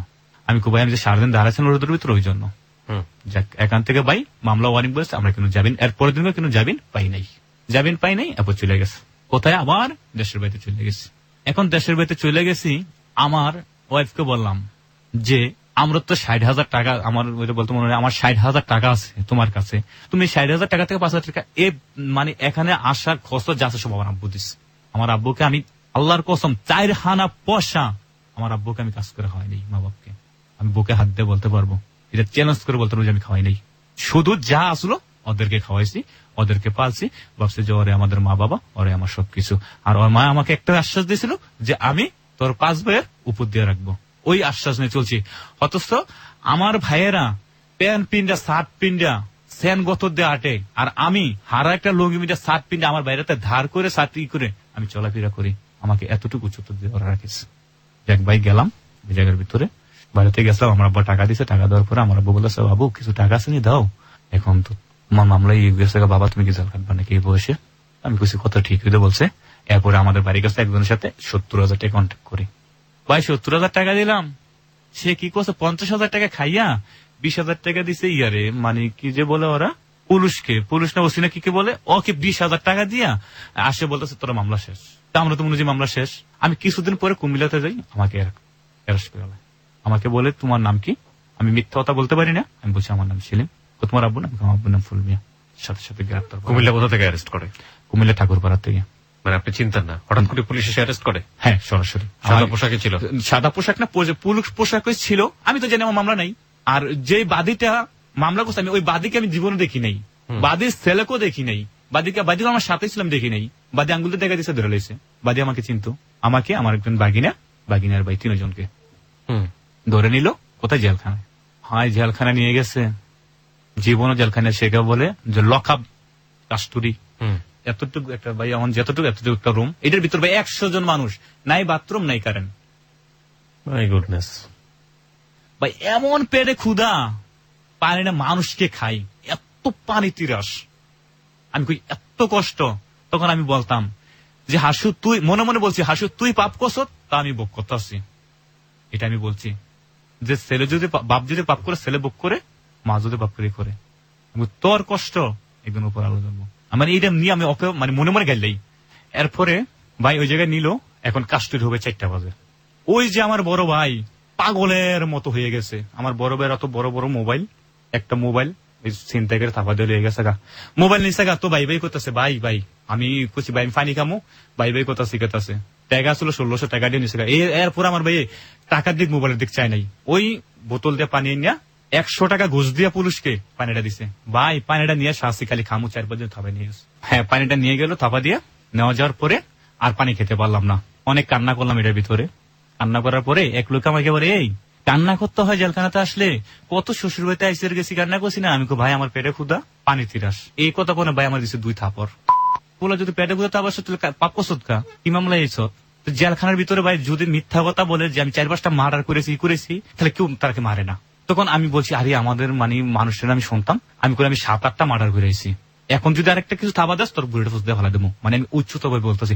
এখন দেখি ভাই সবাই বলতেছে এই বছরের জায়গা দে, এক সাইডে জায়গা দে। মানে ওরা ভিন্ন হয়ে গেছে। এখন বাগিনের বাড়িতে এখন এতক্ষণ ধরে বসা জায়গা পাইনি, এখন বসা জায়গা পাইছি। আমি মিথ্যা কথা না জয় বেশি। এরপরে বাস এই জায়গাতে ভাই 4টা বাজে আমার কাস্টডি দিল। কাস্টডি বলতে কি মানে হাতে হ্যান্ডকাপ পরে জেলখানাতে নিয়ে গেছে, গাড়ি দিয়ে জেলখানাতে নিয়ে গেছে। নিয়ে যাওয়ার পরে আমাদেরকে একটা আমদানি বলা হয়, যেটা আমদানিতে নিয়ে রাখছে। রাখার পরে সকালবেলা ওই খবর পাইছে, পাওয়ার পর গেছে আমার সাথে আমদানি থেকে দেখা করে। আমি বলতেছি যে আমাদের কিন্তু কাপড় চোপড় নাই, তুমি কাপড় চোপড় টাকা পয়সা দিয়ে যাও, আমরা খেতে হবে। আচ্ছা ঠিক আছে বলছে। তো আমি বলছি দিবে। আমদানি তো। এরপর আমার ভাই গেছে, আমার ভাই যাওয়ার পরে কি হয়েছে, আগে ভাই এখানে তো শুধু আমাদের প্যান্টটা আর শার্টটা, আর তো কিছু নাই, তো এখন আমরা কি করে খাবো? তো এটা পরে এখন ভাই কি করছে, আমাকে 500 টাকা পিজি কার্ড, মানে পিজি একটা বই বলে, ওই পিজি বইয়ে 500 টাকা দিছে। এরপর আপনার কলা কিনে দিছে, বিস্কিট অনেক কিছু কিনে দিচ্ছে, কাপড় চোপড় কিনে দিচ্ছে। আমার ভাইয়া বলে যে যে তার বউর জন্য এতই পাগল, একটা মেয়ের জন্য তো এতই পাগল, সবকিছু আছে, ওকে আজকে আমরা একটা ইন্টারভিউ দেবো। কিসে দিব আমি বুঝি নাই। মানে আমি যে আমার বউর জন্য তো পাগল, শ্বশুরের জন্য তো পাগল, যে মানে বউ যা করে তার সেটাই বলা, আমরা যা করি এটা এর বিপরীত। মানে আমার ভাই এটা বলতেছে, মানে আমার বউকে একটা ইন্টারভিউ দিব। এসে বলতেছে, আসো সেলিম না বলছে তোর কাপড় চোপড় নিয়ে যেতে। এটা কি মানে একটা খারাপ ভাষা কথা বলছে ভাই, আমার মুখে সেটা আসবে না। এই কথা বললা সে আমাকে কাপড় চোপড় কিনে দেন। আমার মার কান্না আল্লাহর আরশটা প্রতিমূলক কাঁপছে, যে আমার ছেলে তোর জন্য এত কিছু করছে। একটা লুঙ্গি 150 টাকা, একটা শার্ট 50 টাকা, একটা গামছা 50 টাকা। এই জিনিসটা যদি না দিতে পারো ই করছে। আমি বাড়িতে বলছি, আমি বাড়িতে ডরে বলিনি যে ভাই টাকা আছে। পরে যখন আমার ভাই আমাকে এটা জিনিসটা শেয়ার করছে, আমি বলছি যে ভাই ওর থেকে 60,000 টাকা আছে, তুমি টাকাটা এনে আমাকে এখান থেকে উদ্ধার করো। সে বলে তোমার ভাই আমাকে 1 টাকাও দেয়নি। এখন মানুষ আমাকে 1 টাকাও দেয়, 1 টাকাও তোমার ভাই আমাকে দেয়নি। তারপর হাসি কি ভাই করলো? না মানে বউয়ের কাছে যেতে? হ্যাঁ, আমার বউ বলছে কি আমার ভাইকে হুম। যে তোমার ভাই 1 টাকাও দেয় নাই। মানে আপনি তাকে 1 টাকাও দেননি, দেয় নাই, অস্বীকার হ্যাঁ, করছে। দেয় নাই, অস্বীকার জেলে থাকা করছে। অবস্থা দেখতে এসেছিল? একবার দেখতে এসেছিল। ওকে। এখানে বাড়ির মানুষ বলতেছে যে মামলা তোর জামাই পড়ছে সারা জনম বাড়িতে পারবো না, তোর জীবন এই যৌবনকালে জীবনটাকে তো নষ্ট করবি, তুই তোর একটা পথ ধরস না। ওর মা বাপেরা বলছে সে ভাই কি করলো, আমি জেলখানাতে সে কিভাবে যে মানে ওমানে একটা লাইন করলো, ওমানে চলে যাবো।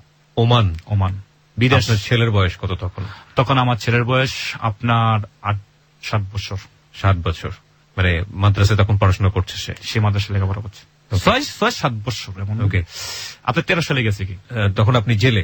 জেলে। আর আপনার ওয়াইফ ট্রাই করছে ওমান চলে যাবে? ওমান চলে যাবে। হুম। মানে এমন একটা নিউজ, মানে আমাদের ফ্যামিলি কাউকে বলে নাই। এখন ওমান যাইতে ওকে বলছে তুই যদি ওমান যাস মাত্র তুই 20,000 টাকা দিবি, 20,000 টাকা দিলে তুই ওমানের মাটিতে যেতে পারবি। আর তোকে খাদ্য মানে আপনার আরবি বলে বুঝবেন না বাংলা, যে কামলামাইয়া হিসাবে মানে ওদের আরবিরা বলে খাদ্দামা, যে খাদ্দামা হিসাবে তোকে নিলে 16,000 টাকা মাসে বেতন দিব। তাহলে তুই একটা জিনিস দেখ, তোর জীবনে লাইফটা করতে পারবি 16,000 টাকা প্রতি মাসে পাইতেছ। ঠিক আছে, তার তো ভালো হ্যান্ডসাম সেল হবে, তুই এমনি স্মার্ট। মানে এভাবে যখন তারা ফ্যামিলি মানুষ পরামর্শ দিল, ফুল চেঞ্জ হয়ে গেল, একদম কাগজপত্র সবকিছু ওকে।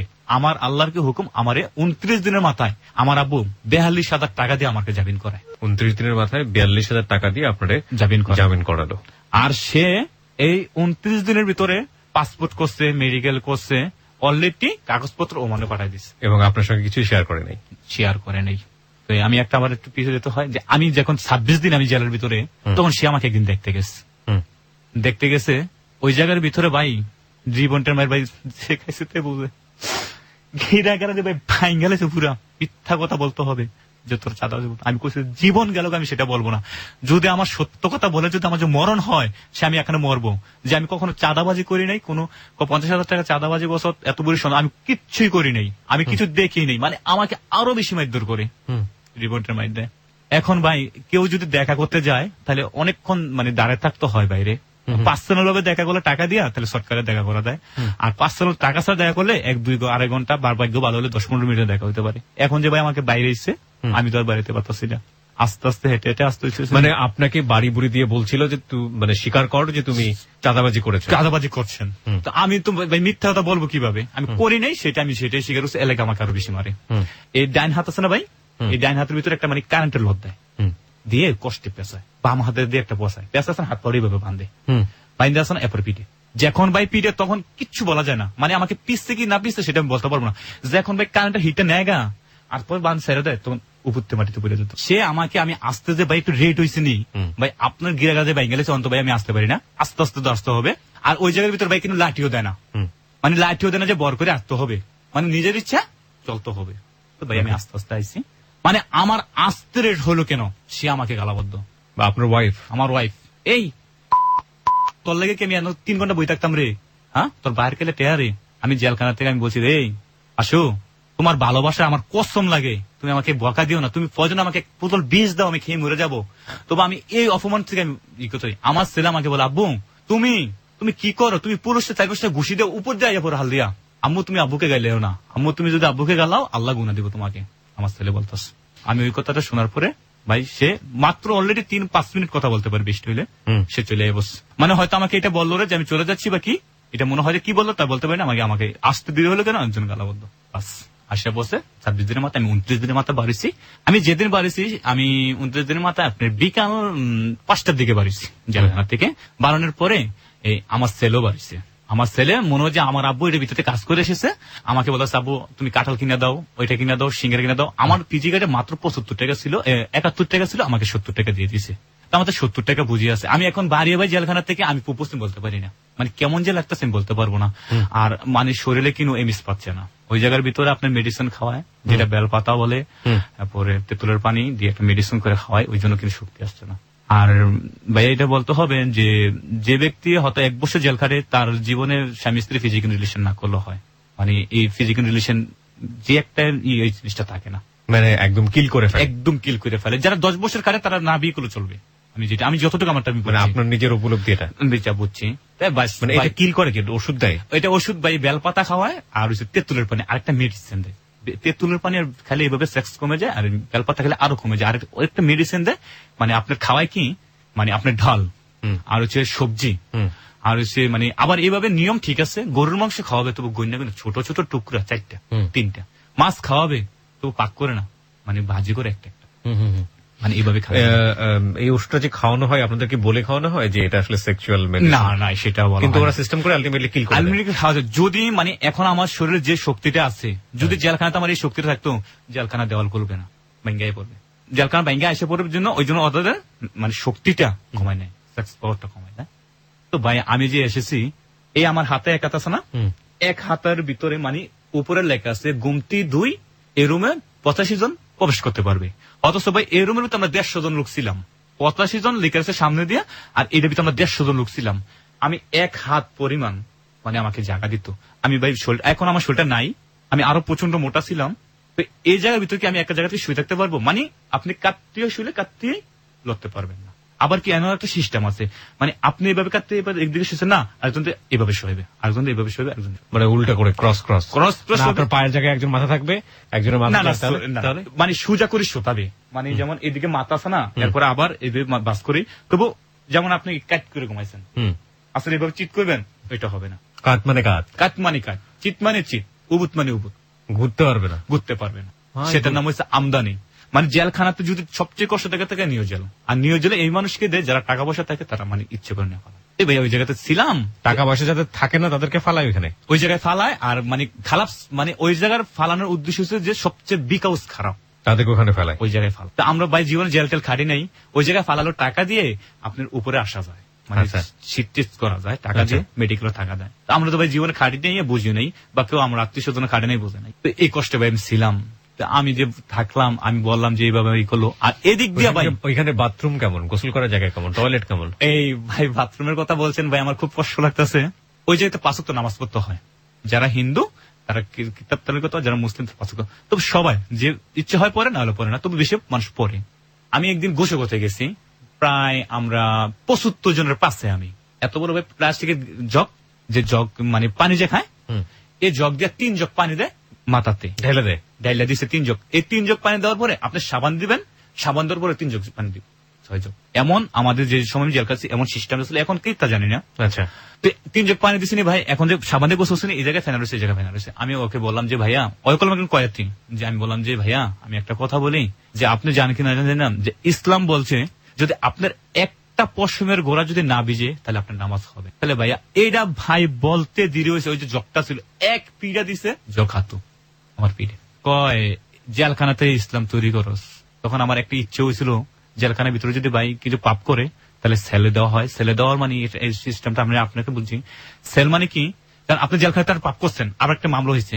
সেল মানে হচ্ছে আপনাকে যদি বেশি জরুরি একটা পাপ করেন তাহলে একটা খাসি দেওয়া হবে, মুরগির খাসি যেভাবে পরের মতো, যে লোয়ার কাটা, বসে রয়েছেন তো দাঁড়াতে পারবেন না, কাটতে পারবেন না, চিত্তে পারবেন, এদিক দিয়ে চিত্তবেন, এদিক দিয়ে কাটা ডুবো, এদিক দিয়ে চিত্তবেন, এদিক দিয়ে ডুবো, এদিক ডুবো, শুয়ে রয়েছেন উঠতে পারবেন না। গোসলের সময় হয়েছে, ওর আগে টিপ দিছে, খুলে দিছে, বাস। মানে এভাবে একটা সিস্টেম, যে এটাকে সেল বলা হয়।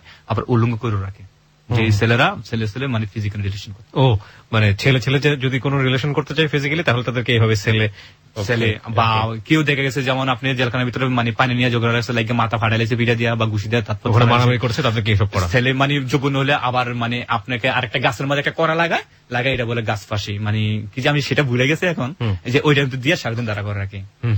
ঠিক আছে, এরপরে ফাইল দেওয়া হয়। ফাইল কি বুঝেন না, আমি বলতেছি ফাইল মানে সোজা হয়ে দাঁড়াও। যে একদিন মানে জেলখানার ভিতরে পানিটা বলতে, এরপরে আপনার বাথরুমে যখন আপনি যাবেন, আপনার অর্ধেক শরীর দেখা যাবে, মাথা দেখা যাবে, আপনি বাথরুম আছেন কিনা আছেন। আমি একজনকে প্রশ্ন করলাম যে ভাই, এই যে বাথরুমের ভিতরে একটা মানুষ বসে আছে, যে এই যে কেন, যদি বাথরুম ফুল দেয়, যদি ফাঁসি দিয়ে মারা যায়, ওই জন্য। তো যাক, ওইটা বাস ই করলো, যে এভাবে ভাই জেলখানার জীবন আমি কাটানোর পরে এরপর আমি আসলাম বাড়িতে। আমি ওই 29 দিনের কোনো আমি পাইলাম, জামিন পাইলাম।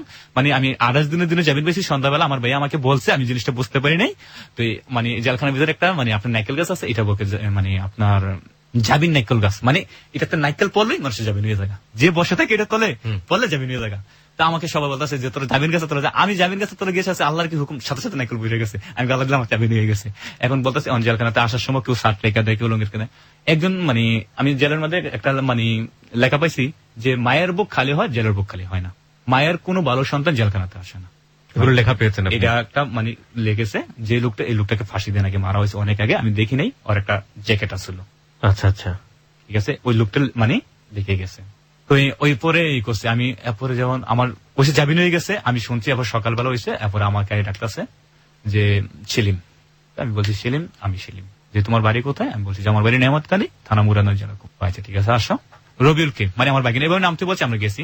ভাই যাবার সময় জেলখানতে ঢুকলে বেল নিয়ে যেতে পারবেন না, গলা হার নিয়ে যেতে পারবেন না, তাবিজ নিয়ে যেতে পারবেন না, গ্যাস্ট্রেট নিয়ে যেতে পারবেন না, মানে লোয়ার কিছু নিতে ক্যাশ করে ওড়ে, মানে এত চেক আপ করে ঢুকায়।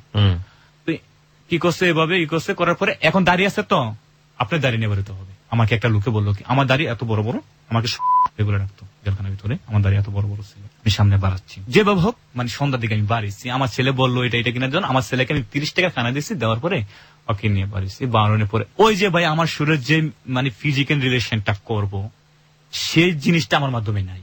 আর একটা জিনিস কি ভাই, আপনি যদি এক মাস যাবত যদি মানে একটা এক গোজ জায়গা থাকেন, তাহলে আপনার কোনো একটা অভ্যাস হয়ে যাবে গা করে থাকলে। ওই যে আমি জেলে আসছিলাম, এখন তো আমি বাড়িতে আসছি, আমার ওই অভ্যাসটা রয়ে গেছে, আমি ঘুমিয়ে নিছি। আমাকে রাতকা বলে যে আমি কালকে চলে যাবো, মানে কিছু করলে কথা বলো। আপনার ওয়াইফ বলছে এটা? আমার ওয়াইফ আমাকে বলে তুমি খুঁজে বাগা কয় না, মানে আমি কালকে মানে ওমান মানে আমার একজন বন্ধু যাইবো, ওর সাথে আমি আগ্রহ দিতে যাবো, তুই মনে করে যে কালকার ভিতরে রেডি হইব, তুমি এতদিন পরে জেলখানাতে আইসো, এখন তোমাকে না বলি না। আমি কই দেখো, মানে আমার শরীরটা এখন যে অবস্থা করতেছে, আমার হাতে পাওয়ে নলায়, মানে আমার তো এই শক্তিটা নাই যে আমি তোমাকে জড়াই ধরবো। সেভাবে বলছি, পরে বলার পর আমাকে একটা বকা দেয়, কদিন পরে কানবি আর চোখের পানি মুছবি। এরপরে সে চলে গেল। মানে কিভাবে গেল? কিভাবে মানে কাগজপত্র ওকে করে লিখছে, আমাকে বলছে যে ওই ওর আত্মীয় গদিতে যাবে। তো এটা বলার পর আমি আত্মীয় বলছে সমস্যা কি, আমি তো ভাই জেলখানাতে আসিছি যে আমি আর পশ্চিম বলতে পারবো না। ওই যে আমি যে শুয়ে থাকি, আমাকে মানে ডাক্তাররা আসে শুয়ে দিছে বলছে তুমি একটু মানে বাইরে আলো বাতাসে হাঁটাহাঁটি করলে তোমার শরীরে একটু মানে পুষ্টি পাবে বা এমএস একটু বাড়বে, মানে আমাকে এই কথাটা বলছে। আমি ওই জিনিসটা আমি বলছি সে ঢাকাতে গেছে, 2 দিন পরে আসবে না 1 দিন পরে আসবে, সমস্যা কি, চলে গেছে। মানে যাওয়ার পরে আমার আম্মুর একটা 7610 একটা মোবাইল ছিল, তখন আমার হাতের কিন্তু ফোন ছিল না, আমার আম্মুর নাম্বারটায় ফোন দিছে। ফোন দিয়ে আমাকে বলে, ওই নাম্বারটা দেখে দেখি বিদেশি নাম্বার, হ্যালো সালাম দিছি কে, মুঝে আমার মামাতারা বিদেশ থেকে, মামাতারা মনে ফোন দিয়েছে, কয় আমি ফোন দিচ্ছি, আমি মনে মাটিতে ভালোভাবে পুচ্ছি, আমার জন্য দোয়া করবা। আমার মাথাটা ফুল হ্যাং হয়ে গেল। আমার সারা জন্মের কষ্ট, এত পরিশ্রমের টাকা, এত অপরাধী, এত যন্ত্রণা, এত কিছু সয়ে আমি বিনিময়ে কি পেলাম, সে আমাকে চলে গেছে। মানে আপনার জমানো টাকা নিয়ে সে ওমানে চলে গেল। ওই যে 60,000 ছিল, 60,000 টাকা আমার নিছে, ওই মানুষটা চিটকোস ওর সাথে বলছেন 20,000 টাকা লাগবে, ওই জায়গায় 80,000 টাকা লাগছে, আরো 20,000 টাকা আমার মানে সম্পর্কে চাচুই কারণ হয়, ওর থেকে 20,000 টাকা দাঁড়ায় চলে গেছে। যাওয়ার পরে ভাই আমাকে ফোন দিল, ফোন দেওয়ার পরে আমাকে বলছে আমার ওই যে স্বামী স্ত্রীর যে ইয়াটা, আমার তো এটা নাই, তা আমার এত একটা ইমোশনাল লাগে না। আমি ঠিক আছে চলে গেছে, এখন আমি রাস্তা হাঁটলে মানুষের বলে আরে সেলিম তোর বোঝে বিদেশ গেছে, কি করবো জানোস না? আমি কি করবো, বেটা রাখবো, বেটা রাখবো, বেটা রাখবো, বেটা রাখবো। তো যারা বিদেশ করে এসে তারা বলতেছে এই আমরা বিদেশ করেছি, তুই জানস খাদ্দামা নেই কি লেগা, যার ছেলেরা মনে করি বিয়ের সাথে করতে না টাকার জন্য, ওরা নেই খাদ্দামা মানে কাজের মেয়ে, ওরা ওর সাথে ফিজিক্যাল রিলেশন করে, কাজের কাজও করে, বাস ওরা জীবন চলায়। মানে আমাকে সবাই ভাবে বলতেছে। আমাকে এই কথা বলার পরে সে আমাকে একদিন ফোন দিচ্ছে, ফোন দেওয়ার পরে আমি দেখো তোমার জীবন সব কাহিনী তো আমার কইছো, আমার ছেলেটার কসম, আমার ভালোবাসা সত্যি যদি থাকে এটার কসম দিয়ে, তুমি যদি আমাকে প্রকৃতি ভালোবাসো তাহলে তুমি আমাকে একটা কথা বলবা। আচ্ছা তুমি যে ওমানের মাটিতে এসো, তুমি কি কিন্তু ছেলেদের সাথে কিন্তু ফিজিক্যাল রিলেশন হয়? এখন আমার হয় নেই, আর আমি সামনের দিকে হয় কিনা হয় সেটা আমি বলতে পারবো না। তবু যেভাবে আছি মানে মানে সামনের দিকে একটু খারাপ লক্ষণই দেখা যাচ্ছে। এই কথাটা বলছে, বলার পরে আমি বলছি ঠিক আছে। এরপরে এইভাবে কি কাজ করতো সে, গিয়ে কিছু বললো না? ও মানে কি করতো? কি করতো মানে আপনার একটা ঢাকা শহরে একটা ফ্যামিলিতে যেমন হাড়ি পাতিল দিতে হয়, ওই দেশের ভিতরে ভাই আমি সামনে পাচ্ছি যেমন হাড়ি পাতিল দিতে, মানে একটা কামলা মাইয়া মানে শহরে যেটা বলে কামলা মাইয়া যা করে ঠিক তা কাজ করতে হয়। আচ্ছা, তো ভাই এভাবে 10 মাস চলে গেছে। টাকা পয়সা পাঠাতো 10 মাসে? আমি বলতেছি 10 মাস চলে গেছে। 10 মাস পরে ওদের ফার্স্টে 2 মাসের মাথায় সে 60,000 টাকা বাড়ায়, 60,000 টাকা বাড়ায়। ওই যে ছেলেটা ওর সাথে চিট করছে, ওই 20,000 টাকা বেশি নিছে, ওই 20,000 টাকা ওই ছেলেটা দিতে হয়েছে। আর এই 2 মাসে মালিকে 40,000 টাকা কইছে যে আমি খুব ইয়াল্লাহ মিসকিন, আমি আমার কিছু নাই, ঠিক আছে আমার হাজবেন্ডের পাও সমস্যা, মানে এইভাবে একটা মিথ্যা কথা বলে 60,000 টাকা বাড়ায়। তবু আমার অ্যাকাউন্টে না, কার অ্যাকাউন্টে? ওর ভাইয়ের নামে, ওর ভাইয়ের অ্যাকাউন্টে। ওর ভাইয়ের অ্যাকাউন্টে। ছেলেটা তখন কোথায় আপনাদের? তখন আমার ছেলে ওর বাড়িতে, ওদের বাড়িতে, আমি ওদের বাড়িতে। আপনি ওদের বাড়িতে? আমি ওদের বাড়িতে। বাবা ছেড়ে নিয়ে আসলো আপনাকে, তারপরেও আপনি নিজের বাড়িতে না গিয়ে ওদের বাড়িতে গেলেন? ওদের বাড়িতে ছিলাম, মানে আমি সামনে বাড়ছি যে আমাকে কি করছে অবস্থা। তো ভাই আমি ওদের বাড়িতে, আমি এই কথাটা ওকে প্রশ্ন করি না যে তুমি টাকা কাজ করে, আমি টাকা কাজ করে তোমাকে দিতাম আর তুমি টাকা কাজ করে তোমার ভাইকে দাও, আমি ওই জিনিসটা হিংসা করতাম না। আমার একটা বিশ্বাস ছিল, সে আমার প্রকৃতির প্রেম, সে আমার ছোটবেলার প্রেম, সে আমি ওকে খুব ছোটবেলা আমি শখ করে বিয়ে করছি, সেটা আমার ভালোবাসা। মানে আমি ওই জিনিসটা মানে মুজাকে বুঝাইতাম। 11 মাস পরে আমাকে একদিন একটা লোকে বললো যে, মানে আমাকে সবাই যখন বলছে তখন আমি একটা জিদ উঠলে শরীরে, কি আমি বিদেশ যাব। তখন আমি ওরা বললাম যে ওর নাম ওই জায়গায় ওমানেতে ছিল আপনার আয়েশা। তাই বললাম যে, মানে আমাকে বলছে তুমি আয়েশা নামে ডাকবা না, আয়েশা নামে ডাকবা। তো আমাকে বলতেছে, আমি বলছি আয়েশা এই তুমি আমাকে একটা বুদ্ধি করো, আমাকে একটা ভিসা দাও। সবাই তো সবাইকে ভিসা দেয়, তুমি আমাকে একটা ভিসা দাও, আমি ওমানে যাব। তোমাকে কি ভিসা দেবো? আমি তো সব কাজই পারি, রাজমিস্ত্রি, কারেন্ট, ইলেকট্রিক, টাইলস মিস্ত্রি, মানে যা আছে সবকিছু, মাটি কাটা, সবকিছু কাজই করি। আর সমস্যা কি, তোমার একটা ভিসা দাও, তুমি একটা ফ্রি ভিসা দাও, আমি বেশি টাকা ইনকাম করতে পারবো। আচ্ছা ঠিক আছে। যেই মালিকের এখানে গেছে ওই মালিকের ভাইয়ের ছেলে ওকে দেখে মানে খুব পেস করে রয়েছে। মানে আজকে কি বলবো যে 1000 মেয়ে যদি একটা রুমে রাখা হয় ওই জায়গায় তো ওকে উড়ে আনতে পারবেন। যদি আমি ওকে বাস্তবে দেখাতে পারতাম তাহলে আমি বুঝতে পারতাম। তো এক কাজ করছে, এখন ওই ছেলেকে বলছে যে আমি তোর সাথে ফিজিক্যাল রিলেশন করবো, বিনিময়ে আমাকে একটা ভিসা দেবো। ওই ছেলেকে সেটা বলেছে? ওই ছেলে বলছে যে তুই আমার সাথে ফিজিক্যাল রিলেশন কর, তোর আমি একটা ভিসা দেবো। ওকে, ঠিক আছে। তো আমাকে বলতেছে ঠিক আছে, আমি একটা ভিসা পাইছি, অন ভিসা দিয়ে আসতে 6.5 লাখ টাকা লাগবো। আমি ওমানের বিষয়ে 6.5 লাখ টাকা, বেটা 3 লাখ 2,80,000 30,000 দিয়ে চলে যায়, তুমি 6.5 লাখ টাকা, বা আমার বিষয়টা প্রায় তুমি 1,20,000 টাকা বেতন হইবে। আমি একটা মনে যোগ করলাম, 6.5 লাখ টাকা দিয়ে যদি আমি যাই 1,20,000 টাকা পাই, তো 6 মাসে দিয়ে লইতে পারবো, তো বিষয়টা ভালো হইবে। আর আমার নিজের বউ আমার কি আবল তবল বিষয় দিব? আমি দেখো, আচ্ছা তুমি তো জানো আমার এখন বর্তমানে কিনে কেস কেবল নেই, হ্যাঁ, আর আমার টাকা পয়সা নেই, আমি কিভাবে যাবো? দেখো আমি তোমাকে কিছু হেল্প করবো, তুমি কিছু হেল্প করবো। ঠিক আছে। তখন আমি 1 লক্ষ টাকা কিস্তি থেকে লোন উড়াইয়া ওকে ওদি ফার্স্টে দিই, 1 লক্ষ টাকা দিই। অথচ ভাই বিষয়টা নিতে মাত্র 60,000 টাকা মাজুনি বলে। যারা ওমানে মাটিতে থাকে তারা অবশ্যই বুঝতে পারবে, যারা মানে আরবি দেশে থাকে, 60,000 টাকা মাজুনি বলে। 60,000 টাকা দিয়ে ওর থেকে 60,000 টাকাও নেই, সে আমাকে 1 লক্ষ টাকা, আমার হাজবেন্ডে আমার সাথে চিট করে নিচ্ছে। 1 লক্ষ টাকা নিছে, নিয়ে কি করছে জানেন? 30,000 টাকা দিছে আমাকে। এই 1 লক্ষ টাকা নিয়ে 30,000 টাকা দিছে। মেডিকেল আমি করলাম, এরপর আপনার আমার মামলা আছে, আমি চুরি করে মেডিকেল করছি, মানে আপনার ফাস্টফুড করছি 9 দিনে 13,000 টাকা দিয়া চুরি করিয়া। এরপরে মেডিকেল করছি, মানে আমাকে হাড়ে একটু প্রবলেম দেখাইছে, এই জায়গাতে 5,000 টাকা দিচ্ছি, প্রায় 10,000 টাকা দিয়ে বসি, মানে বেশি বেশি টাকা দিয়ে বসি, যে আমি আমার বউ বলছি। আমার উদ্দেশ্য একটা, যে আমার বউ যেমন ওই জায়গায় আছে, আমি ওই জায়গায় প্রস্তাব হিসেবে আমার বিনিময় টাকা 20,000 বেশি, একটা তো কোনো সমস্যা নেই, মানে আমার টার্গেট ওইটা। ওই যে মানুষ আমাকে বলতেছে খারাপ, গেলাম আপনি 28,000 টাকা টিকিট 50,000 টাকা দেখাচ্ছি। মানে আমার আগের একটা লুক ছিল যে ওই আজকে ফালাটা দেবো, ওই ফালাটা ওরা চেঞ্জ করিয়া আমি এই ছিল বইয়া আমি চলে গেছি। কিন্তু আমার মামলা আছে, আমার সামনে হাজিরা ছিল, ওই জন্য আমি চলে গেছি। আমি বাস গেছি ওমানের মাটিতে। আমাকে বলছে যে তোমাকে আব্দুল কাদের নামে একটা ছেলে রিসিভ করবো, তোমাকে অধিবাসী বলবে যে মেনুসিম, তো তুমি বলবা যে আমি সেলিম। তোমাকে বলবো কে ফালে, তুমি বলবো যে হ্যাঁ আলহামদুলিল্লাহ, যে আমি ভালো আছি। আমি গেছি ঠিক আছে। আমাকে আরবি কিছু শিখেছে, আমি বাস বুঝতে পারছি। ভাই রাতে 10টা বাজে আমি বাংলাদেশ ইউনিট প্লেনে মানে ওমান গেছি, ইউনিটে গেছি 10টা বাজে গেছি, রাতের 1টা বাজে বুঝে গেছি বাংলাদেশের। এখন কার আয়েশাকে, কার হাসুককে, কার আব্দুল কাদেরকে আমাকে এয়ারপোর্টে কেউ নেয় না। ওমান থেকে? ওমান যেমন ভাই আমাকে কেউ নেয় না, মানে আমার পরে যে প্লেনটা নামছে ওই প্লেনে মানুষ সবাই নিছে, কেউ বাবা ইয়া, কেউ ভাই ইয়া, কেউ বন্ধু ইয়া, কেউ মানে আরবি মালিক ইয়া, সবাইকে নিয়ে গেছে। আমার পরের প্লেনে যেটা নামছে এটা নিয়ে গেছে। আমি ভাইয়া মানে ওমান আর বাংলাদেশের 2 ঘন্টা ব্যবধান, সেটা আমি জানতাম না। এক লোক আমাকে ফোন, মানে এক লোক দেখে আমার সামনে ফোন দিতেছে, বলতেছে বাংলাদেশের সকাল 8টা বাজে। আমার ভাই মাথাটা হ্যাং হয়ে গেছে। আমার যে এমন সিগারেটের নেশা ধরছে যেটা মুখের ভাষায় আমি বলতে পারবো না। ডর আমি সিগারেট খাচ্ছি না ওই জায়গার ভিতরে, যে আমি যদি সিগারেট খাই যদি আবার আমাকে বাংলাদেশ পাঠা দেয়, ওই ভয় আমি সিগারেট খাচ্ছি না। মানে প্রচন্ড সিগারেট নেশা হয়েছে। আর ঘুম, চোখে প্রচন্ড ঘুম, আমি 2 রাত জাগনা। এরপর আমার পেটও ক্ষুধা।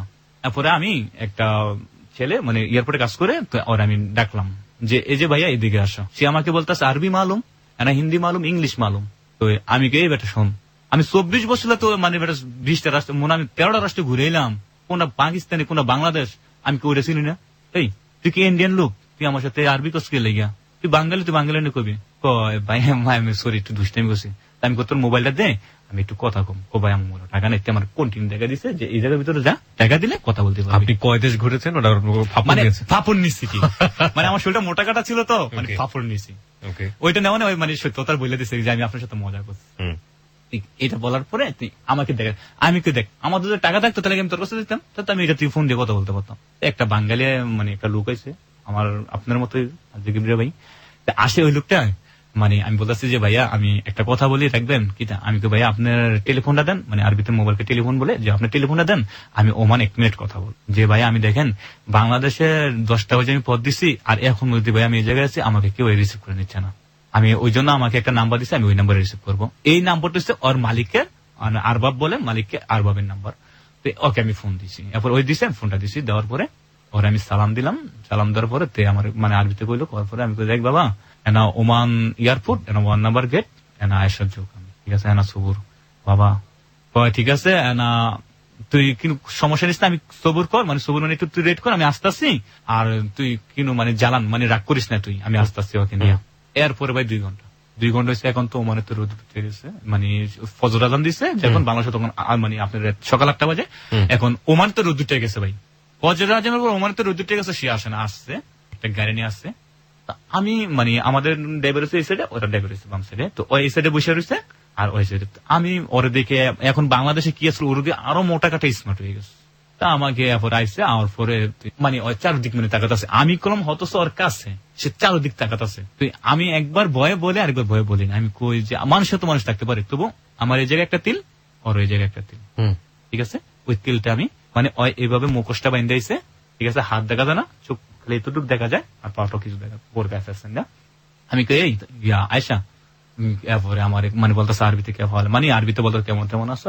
আমি ভাবলাম যে আমি মানে গাড়িতে ওঠার পরে আমার প্রচন্ড চোখে ঘুম, আমাকে মানে প্রশ্ন করতেছে যে আয়সা তো দামে কেমতে আমাকে বিষয় দিছে বোরকার। ওমানের মানে টেস্কি মার্কেট, ওমানি ব্যাংকের সাথে ওই মার্কেটের ভিতরে মালিকের দোকান আছে, ওই দোকানে আমি ক্যাশিয়ার হিসাবে, ঠিক আছে। আমাকে বলছে তোমাকে বেতন দেবো, মানে ওই মালিকের মেয়ে বলছে যে 40,000 বেতন দেবো আমাকে বলছে। আমি বলছি ঠিক আছে। 40,000 যে 40,000 সেই জিনিসটা আমি বুঝতাম না, মানে ওই জিনিসটা আমার মেধা কাজ করে নাই। আমি বলছি 40,000 মনে 1,20,000 হই।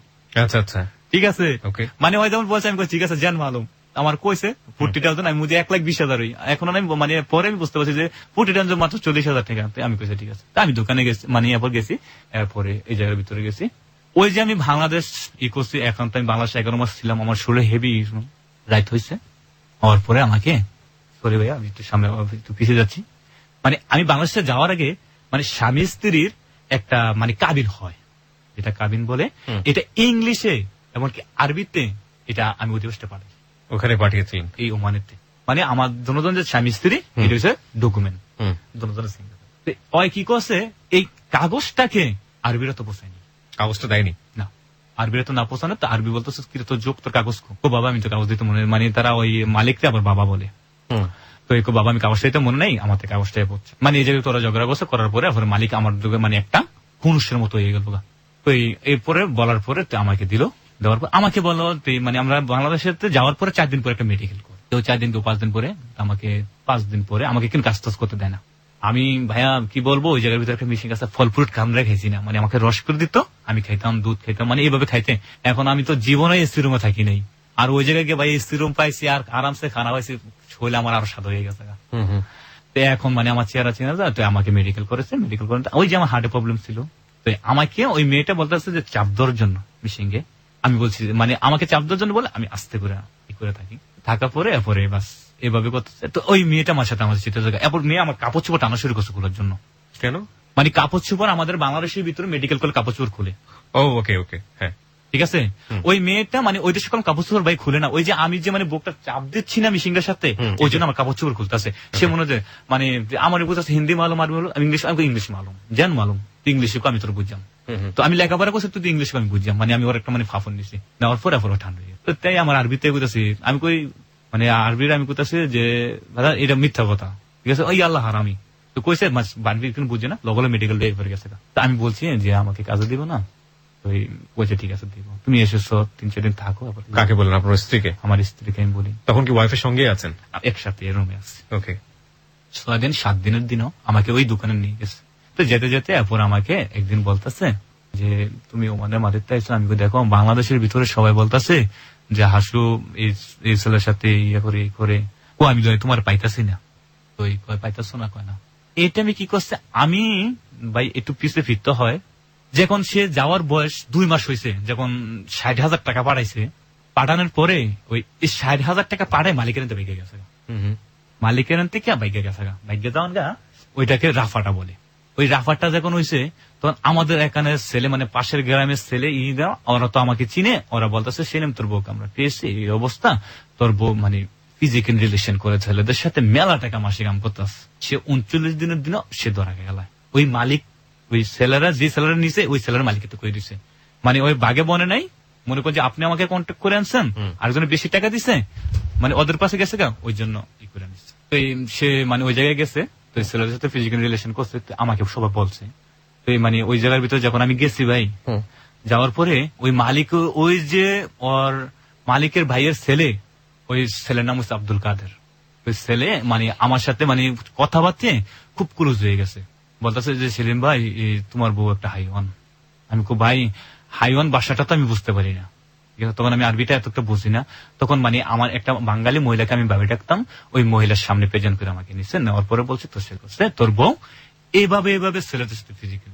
তখন আমি ওকে প্রশ্ন করছি, সে বলছে স্বীকার করছে। কাকে প্রশ্ন করছেন? আমার ওয়াইফকে। কি প্রশ্ন করলেন? আমি ওকে প্রশ্ন করছি, আচ্ছা তুমি কিভাবে বেগে গেছিলা? হ্যাঁ। তুমি কিভাবে? আমি এভাবে গেছি, ব্যাগে যেমন গেছি, আমি গেছিলাম ওই টাকার জন্য, ওই জন্য আমি ফিজিক্যাল রিলেশন। ওকে, ফিজিক্যাল রিলেশন করছে, কয়জনের সাথে করছো? সে স্টেটটা বলে যে 34 জনের সাথে। যখন 34 জনের ফিজিক্যাল রিলেশন করছে ভাই, যেটা স্বামী স্ত্রী ফিজিক্যাল রিলেশন করবে সেটা আমার যাওয়ার মতো না, সেটা একটা নষ্ট হয়ে গেছে। ওরা তো বাজে জিনিস প্ল্যান করে জিনিসটা ই করছে, মানে আমি যার সাথে ফিজিক্যাল রিলেশন করবো সেই জিনিসটা নেই। কার মধ্যে নেই? আপনার মধ্যে না তার মধ্যে? ওর মধ্যে, মানে যেখানে এনজয় করবো সেই জায়গার ভিতরে মানে সমস্যা হয়ে গেছে। এটা কি মানে যেটাকে বলে আপনার এসটিডি বলে, সেক্সুয়াল ট্রান্সমিটেড ডিজিজ, বা যেটাকে বলে আর কি, মানে রোগ হওয়া বা কোনো অসুখ হওয়া, এরকম কোনো কিছু? কোনো অসুখ বা কোনো রোগ না, এটা ভিতর থেকে ছিড়াইছে, মারা ওরা ই করে ভিতর থেকে ছিঁড়ে নিচ্ছে।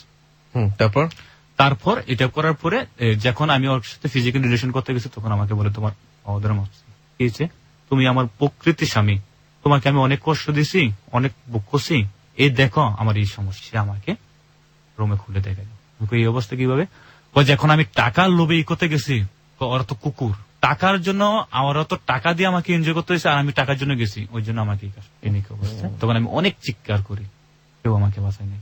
আমি কেন গেছিলাম? টাকার জন্য। আমি টাকা কই? কাল হাসরের মধ্যে তুমি যখন মরে যাবে তখন কি তুমি টাকা নিয়ে যাবে, না তোমার স্বামীকে নিয়ে যাবে, না তুমি এই যে যতগুলো পাপ আছে পাপ যাইবো, না টাকা যাইবো?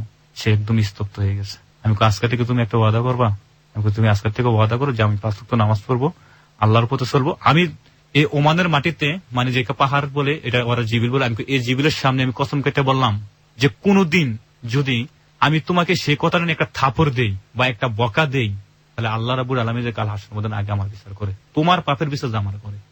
আমি এই কথাটা ওকে বলছি। সেদিন থেকে সে নামাজ পড়ে ওর সাথে আমি ফিজিক্যাল রিলেশন করতে পারি না। কি করছে এখন ভাই, আমি প্রায় 20 দিন থাকি। 20 দিন থাকার পরে আজ কি ভাই আমি একদম অলরেডি, মানে আমার সেলিমা চিনা যায় না, এখন ফুল আমি স্মার্ট হয়ে গেছি। এখন ওই মালিক বেড়ের মেয়ে আমাকে যেটা জমিলা বলে, ওই ভাই কি বলবো, আমার থেকে নাম পা প্রচন্ড মোটা, এমন শক্তিশালী সেটা আমি বলতে পারবো না। সে আমাকে ডাকছে আরবিতে, তো আমি আরবি মানে বুঝি কম বেশ। তো আমার ওয়াইফ বলতেছে যে তোমাকে ওই ডাকে, তুমি যাও। তো আমি গেছি, মানে গাড়িতে উঠতাম। আমি কই যাবি? কয় তরলে ঘুরতে যাবো। ঠিক আছে, তুই বাংলাদেশে এসে তরলে ঘুরতে যাবো। আমি ঠিক আছে। আমি কই আবার এগোছি আয়সা, কয় আমি ঘুরতে যেতাম যাবো। ঠিক আছে তুমি যাও, ওরা খুব ভালো মানুষ। ভাই ঘুরতে গেলাম, যাইয়া যেদিকে তাকাই সেদিকে আর বাড়িঘর কিছু দেখি না, শুধু জিবিল আর জিবিল। ওই জায়গার ভিতরে আমাকে বলতেছে ইন্তিস দুপ দুপ এনা ইরিত লাল আলা এনা সিস্টার এনা মাইরিত এনা আয়েশা এনা তোমাকে সাদে মুবারক, তোমাকে পিয়ার মুবারক। মানে সে আমাকে বাংলায় বলছে যে তুই আমার সাথে ফিজিক্যাল রিলেশন কর, এনা রাজিনী। বাংলায় তো বলেনি, মানে যেটা আরবিতে বললেন, আলটিমেটলি এটা আরবিও কিনা ঠিক না, সামহাউ সে আপনাকে এটা বলছে। আমি তো বলতে পারি না, তুই আমাকে ওই মেয়েটা তো নিয়ে গেছে ভাই। ওইটা বলার পরে থেকে আমি ওরে কি বুঝছি জানেন, আমি ওরে প্যাম করে সাদে মুবারক করে আমি ওরে বিয়ে করছি।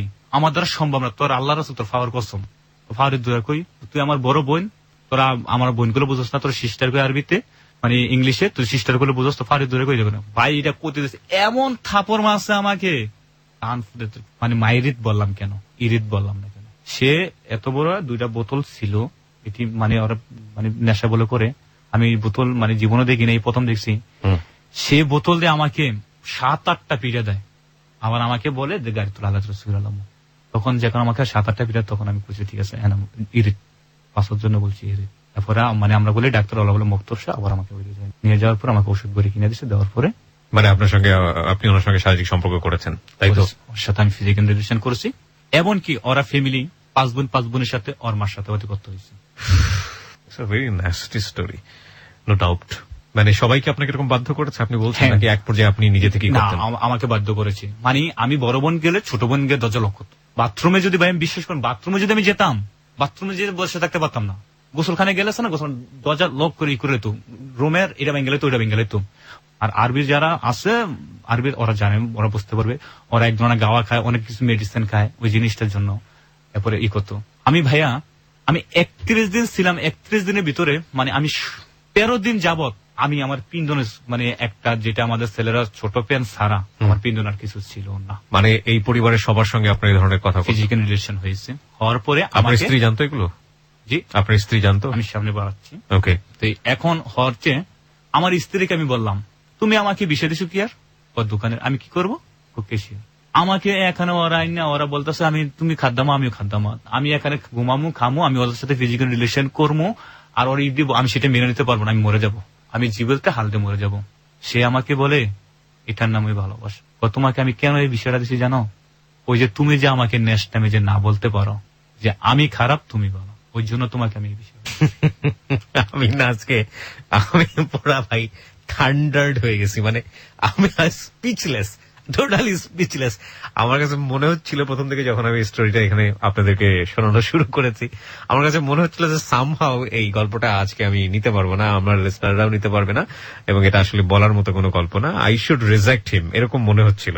কিন্তু গল্প শোনার আগ মুহূর্ত পর্যন্ত একটু তন্দ্রা ছিল, কিন্তু এটা এমন একটা জায়গায় এসে পৌঁছেছে, আমি কি ধরনের ইমোশন দিব কি বলবো আমি না আসলে পুরোপুরি। এটা তো মানে সিনেমা তো দূরের কথা, ড্রামা তো দূরের কথা, মোর মোর মোর মোর মোর দ্যান মোর। এবং এই ধরনের ড্রামা যে এই ক্লাস লেভেলের মানুষের মধ্যে হতে পারে, বিকজ আমি আসলে ভাবে এক্সপ্লেইন করতে চাই না, তারপরেও যদি বলি যে আমাদের যে ক্লাসিফাইড সোসাইটি, যদি একেবারে সেই জায়গাটা থেকে বোঝানোর জন্য বলি, তাহলে একেবারেই নিম্ন মধ্যবিত্ত পরিবার বা নিম্নবিত্ত পরিবার, একে ভেরি রুরাল ক্লাস, সেখানকার হাজবেন্ড অ্যান্ড ওয়াইফ, তাদের মধ্যে এই ধরনের chemistry really unthinkable. My goodness. বলেন তারপর? দেওয়ার পরে ভাই 31 দিনের জন্য আমাকে আমি আবার ওই মালিক বিড়ি মানে বলছি ওর পাওয়া দোষে আমি যে মা আমি তোর কাছে জীবন ভিক্ষা চাই, আমি বাংলাদেশ যেতে চাই। ওরা রিকোয়েস্ট করছে, করার পরে আমাকে 1,80,000 টাকা সামানা কিনে দিচ্ছে ওই মালিকে। কিনে দিয়ে ওই আরবির চাস্তো ভাইয়ের মানে মেয়ের জামাই আবার পাইলট, মানে বিমান চালায়, তো ওকে বলছে যে মাল বেশি আসছে, তোরা কিন্তু সমস্যা করবি না, ঠিক আছে। মানে আমাকে বলছে, ওইটা বলার পরে বলছি আমি কি করছি ভাই, এয়ার কন্ডিশন যেটাকে বলা ওই দেশের মধ্যে এয়ার কন্ডিশনে করছে, আমি খালি ওই কথার মানে বলছিলাম, মানে খুব অতি কষ্টের মধ্যে আমি বলছি যে ওমান সব ভাই ওয়ান। ওই কথাটা বলার সাথে সাথে আমাকে ডাক দিয়া আপাতত আপনাদের চাপ মেরা দিস, চাপ মাসে মানে ওই চাপটা মানে এটা বলে ফিঙ্গারপ্রিন্ট হয়, ওই দেশে আর যেতে পারবো না 3 বছর না 2.5 বছর। আমার ফিঙ্গারপ্রিন্ট রেখে দেওয়ার পরে বস আমি বললাম, তা আমি তো এই জিনিসটা বুঝি না যে ফিঙ্গারপ্রিন্ট রাখছে কি রাখছে। তো এভাবে ভাই আসলাম, আসার পরে ওই আয়সা পড়লো, আসার পরে মানে আমরা এত মানে খুব সুন্দর ভাবে মানে চলাফেরা করতেছি। আমাকে একদিন বলতে মানে আসার 1-1.5 বছর পরে, সাজ্জাদের আব্বু দেখো এখন সাজ্জাদ বড় হয়ে গেছে, আর এখন তো দেশের জমিনের সবকিছুর দাম বেড়ে গেছে, আমরা যদি এখন কিছু না করি তাহলে আমার ছেলেদেরকে আমরা কি দিয়ে যাবো। এসে তখন কি করতেন দুজনে? মানে এসের পরে সবাই বলতেছে যে স্বামী স্ত্রী মানে ওই দেশে বলে নাই, না বলার কারণে ওরাকে জোর করে পাড়া দিছে।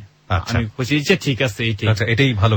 তারপরে আপনার স্ত্রী আপনাকে আবারও বলছে বিদেশ যাওয়ার জন্য? হ্যাঁ, আমাকে বলতেছে যে বিদেশ যাওয়া। তো আমি বললাম যে এখন যদি আমি বিদেশ যাই আমি টাকা কোথায় পাবো? টাকা কোথায় পাবো মানে আমি হ্যাঁ আমি টাকা কোথায় পাবো? কয় শোনো, যদি ব্যাংকের থেকে যদি 2 লক্ষ টাকা উড়াই, প্রতি মাসে তোমার 20,000 টাকা আসবো। যদি তুমি এই ওমানেতে ফ্রি ভিসা যাও তাহলে তুমি 60-70,000 টাকা মাসে কাম করে তোমার পেফার আলাদা, তুমি যে কাজ জানো যে পরিশ্রম করতে পারো তুমি কাজ করতে পারবা। মানে বলছে যে বিদেশ চলে যাও। বিদেশ যাওয়ার পরে আমি এই কথা বলার পরে সে আমাকে বললো আমি ওকে 1 লক্ষ টাকা দিই ব্যাংকে উড়ে দেওয়ার পরে ভাই কি করছে, সে আমার সাথে কুমিল্লাতে ছিল, তো মানে আমাকে বলছে তুমি বাড়িতে থাকো আমি দেশেতে আসতেছি। দেশেতে আসার কথা ওই পাসপোর্ট মেডিকেল করে দিচ্ছে আমার ওয়াইফ, মানে এদিকে আমারও পাসপোর্ট মেডিকেল দিছি ওরও দিছে। ভাই আমাকে বলছে 22 তারিখে ফ্লাইট, তো 22 তারিখে ফ্লাইট আমি খুব খুশি, আমি কাজ করতেছি খুশি। 22 তারিখে ভাই আমি ঢাকাতে আসি এয়ারপোর্টে এসে দেখি ওর বিশ্ব পাসপোর্ট দিচ্ছে, আমারটা আসে। ওই যে ছেলে আমাকে বিশ্ব পাসপোর্ট দেওয়ার কথা ওর মোবাইল বন্ধ, ওই ছেলে ওকে পাসপোর্ট বিষয় দিচ্ছে, ওই যে ওর সাথে ফিজিক্যাল রিলেশন করতে পারবো ওই জন্য। তারপর আপনি কি করলেন? আমি যেহেতু অনেক চিল্লাপাল্লা শুরু করছি, অনেক মানুষ মানে জমে গেছে, যেটাকে বলে আপনার যে কি যে হোটেলের ভিতরে। তো আমাকে বলছে যে ওই পাগল, আপনার স্ত্রী আমার বলছে? স্ত্রী বলছে ওই পাগল, ওরা আমাকে এক রুমে নিয়ে রাখছে। যাক, এরপরে এখান থেকে সে চলে গেছে মনে মাটিতে, আবার চলে গেছে। এখন আমাকে বলছে তোমার ছেলের কসম, আমি তোমাকে বলবো না, আমি যা করছি জীবনে ভুল বিচার করবো না। যে ওই জায়গায় যাওয়ার পরে 3 দিন পরে আমাকে ফোন দিয়ে বলতেছে যে মালিকের কাছে আছে মালিক খারাপ, মালিকের ছেলে ফিজিক্যাল রিলেশন করার জন্য মালিকের বউ মানে বাতিজারাই আমার সবাই আসে, তুমি আমাকে আনতে উদ্ধার করো। ওই যে আমি যে জায়গায় ছিলাম ওই জায়গায় আমার একটা বন্ধু ছিল গেস্ট, মানে সামির বলে নাম, ওই ছেলেকে আমি ওই জায়গায় তোকে উদ্ধার করি। আগের মালিকের কাছাকাছি ওকে আমি 30,000 টাকা বাংলাদেশে পাঠাই আনি। এরপরে আনার পরে যে তোমার বন্ধু এটা ভালো না, যে ওই বন্ধু খারাপ, বন্ধু বলতেছে তোর বউ খারাপ আর তোর বন্ধু খারাপ, এই জায়গাতে ভাই এভাবে। এরপরে সে আরো 8-9 জন কাছে নিচ্ছে এইভাবে। এরপরে পরবর্তী অবস্থায় যে আমাদের বাড়ির কাছে একটা মানে গ্রাম আছে, ওই গ্রামে একটা ছেলে মানে খুব বিশ্বাসী লোক আমার ছিল, ওকে বলছে যে ওই বলতেছে যে সেলিম কিন্তু সমস্যা নাই, এখানে থাকুক সমস্যা নেই। এই জায়গাতে কি করছে যে যার নাম বলে মানিক, এই জায়গাতে মানিকের সাথে বিয়ে করে বিয়ে করছে? ওকে মানিকের সাথে ওকে বিয়ে করে কোথায় এটা? বাংলাদেশে? মানিক ওমানে ওকে বিয়ে করেছে? বিয়ে করেছে। এই মানিকের সাথে সম্পর্কটা কিভাবে হলো? প্রেমে, মানে মোবাইলে।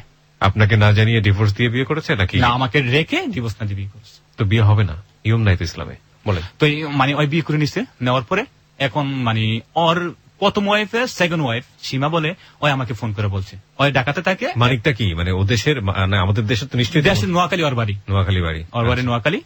ঠিক আছে, আপনাকে ফোন দিয়ে বলছেন? ফোন দিয়া ওর মানে দ্বিতীয় স্ত্রী, মানে হাসু যে ছেলেতে বিয়ে বসে ওই 3টে বিয়ে করছে। ওর প্রথম স্ত্রী হচ্ছে নোয়াখালী, দ্বিতীয় স্ত্রী হচ্ছে ঢাকা, তৃতীয় স্ত্রী হচ্ছে আমাদের নেমতকান্দি, মানে ওইকে আমার বউ। তো এই জায়গায় বিয়ে করছে, বিয়ে করার পরে বাংলাদেশ আবার আসছে। মানে বাংলাদেশে আসছে আপনার স্ত্রী? আমার স্ত্রী আয়শা আসার পরে এখন আমার আম্মু কথাটা শুনতে পারলো। তো আমার আম্মু বললো যে বাবা দেখ, তুই তো এত কষ্ট করে ওকে বিয়ে করছ, এত যন্ত্রণা ভোগ করছ, তোর আল্লাহ রাসূলের দোয়াই তুই 7 যাত্রায় কানা করিস না, আর ওকে তুই মানে ছাড়িস না। কাকে ছাড়িস না? মানে হাসুকে। হাসুকে ছাড়বেন নাকি? হাসুর পেটে গর্ভবত বাচ্চা। ওকে। এরপর আমার আম্মু বলতেছে যে তুই ওকে ছাড়বি না, যে মানুষ যে এই বাচ্চাটা কি হবে সেটা আমরা মেনে নেব। ভাই এই কথা বলছি, বলার পর ঠিক আছে। 13 তারিখে মানে এই বরকিদের সামনে বরকিদের 13 তারিখে মানে ঈদের 13 দিন পরে আইছে, 16 তারিখে ভাই আমাকে ডিভোর্স করে দিচ্ছে। 16 তারিখে ডিভোর্স করে দিল আপনাকে? হাসু যখন আমাকে ডিভোর্স করে দিল তখন আমার আম্মু ওই কথা শুনতে পারলো। মানে আমার আম্মু বলছে যে বাবা ডিভোর্স কি? আমি বলতেছি যে আমি আমার সামনে বলতেছি ভাই যে মা ডিভোর্স হয়েছে, যে হাসুর জীবন থেকে আমি সরে গেছি। আমার মা একটা চিৎকার দিছিল ভাই, চিৎকার দেওয়ার পর 3 দিন পর থেকে আমার মার ব্যথা। আমার মা বলছে যে সেলিম তোর লাগে আমি মরে গেলাম পৃথিবীর ময়দানে, আমাকে কোনো ডাক্তার ধরবে না। আমার মা ঠিকই ভাই, কথা বলার 8 মাস পরে মারা যায়, আজকে 2.5 মাস হয়েছে মারা গেছে। আপনাকে ডিভোর্স দিয়ে সে আবার ওমানে চলে যায়? না, ডিভোর্স দিয়ে সে বাংলাদেশ রয়ে গেছে মানিকের সঙ্গে। হ্যাঁ মানিকের সঙ্গে, না মানিক ওমানেতে আছে, সে বাংলাদেশে আছে। ডিভোর্স দিয়ে কি আপনার সন্তানটাকে সে নিয়ে গেছে? না, আমার সন্তান নেই, মানে ওর পেটে বাচ্চা আছে। এখনো কি বাচ্চাটা আছে না বাচ্চাটা হয়েছে? হ্যাঁ বাচ্চা আছে, এখন মানে হয়ে গেছে। বাচ্চাটা হয়ে গেছে? হ্যাঁ বাচ্চা ছবি আছে। বাচ্চাটা কার? বাচ্চাটা মানিকের। ডিভোর্স দেওয়ার পরে কি আপনি আর যোগাযোগ করেছেন ওনার সঙ্গে কখনো? আমি যোগাযোগ করার আমার আম্মু কসম দিয়েছিল যে ওর সাথে কোনো যোগাযোগ করবি না। তখন আমার এই সাইলেকান্দি ইউনিয়নের মানুষ বলছিল যে আমার ছোট ভাই আব্দুল কাদের, যে কাদের আমাকে বলতেছে যে হ্যালো এটনেনে তুমি যাও, তোমার গল্পগুলোটা তুমি একটু ওকে প্রচার করে বলো। যে ঠিক আছে, আমি ওই জন্য আমি হ্যালো এটনেনে এসেছি কাদের ভাইকে। আর আমারও স্ত্রী, আমার এই জায়গার ভিতরে আমার শুধু একটাই দুঃখ যে আমার অপরাধটা কি ছিল, সে আমাকে আমি বাচ্চার সাথে গ্রহণ করতে চাইছি, আমার আম্মু কথা রাখতে চাইছি। এমনকি ভাই মানে আমাদের এখানে বিচারকরা হয়তো টাকা খেয়ে ওই জিনিসটা ওরা চেঞ্জ করে দিচ্ছে, ডিলিট করে দিচ্ছে। কার দোষ? এই প্রশ্নটা যদি আপনাকে করি, আপনার নাকি আপনার স্ত্রীর?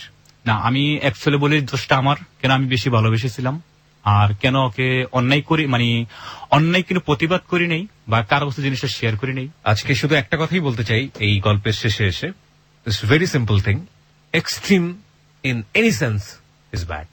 Extreme in any sense, any kind of thing is bad. ভালোবাসা মানেই ব্যক্তিত্ব বিকিয়ে দেয়া না। ভালোবাসা মানেই এমন না যে তুমি যা করবা সবকিছুই মাথা পেতে নেব। ভালোবাসা মানেই এমন না একজন পুরুষ একেবারে যাকে লাভ করবে তার পায়ের নিচে গিয়ে, কিংবা একজন নারী যাকে লাভ করবে তার পায়ের নিচে গিয়ে নিজের সমস্ত সত্তা বিকিয়ে দেবে। হয়তো আপনাকে দুর্বল করে ফেলবে আপনার লাভ, হয়তো আপনাকে একেবারে দুমড়ে মুচড়ে শেষ করে দেবে ওই মানুষটাকে পাওয়ার জন্য।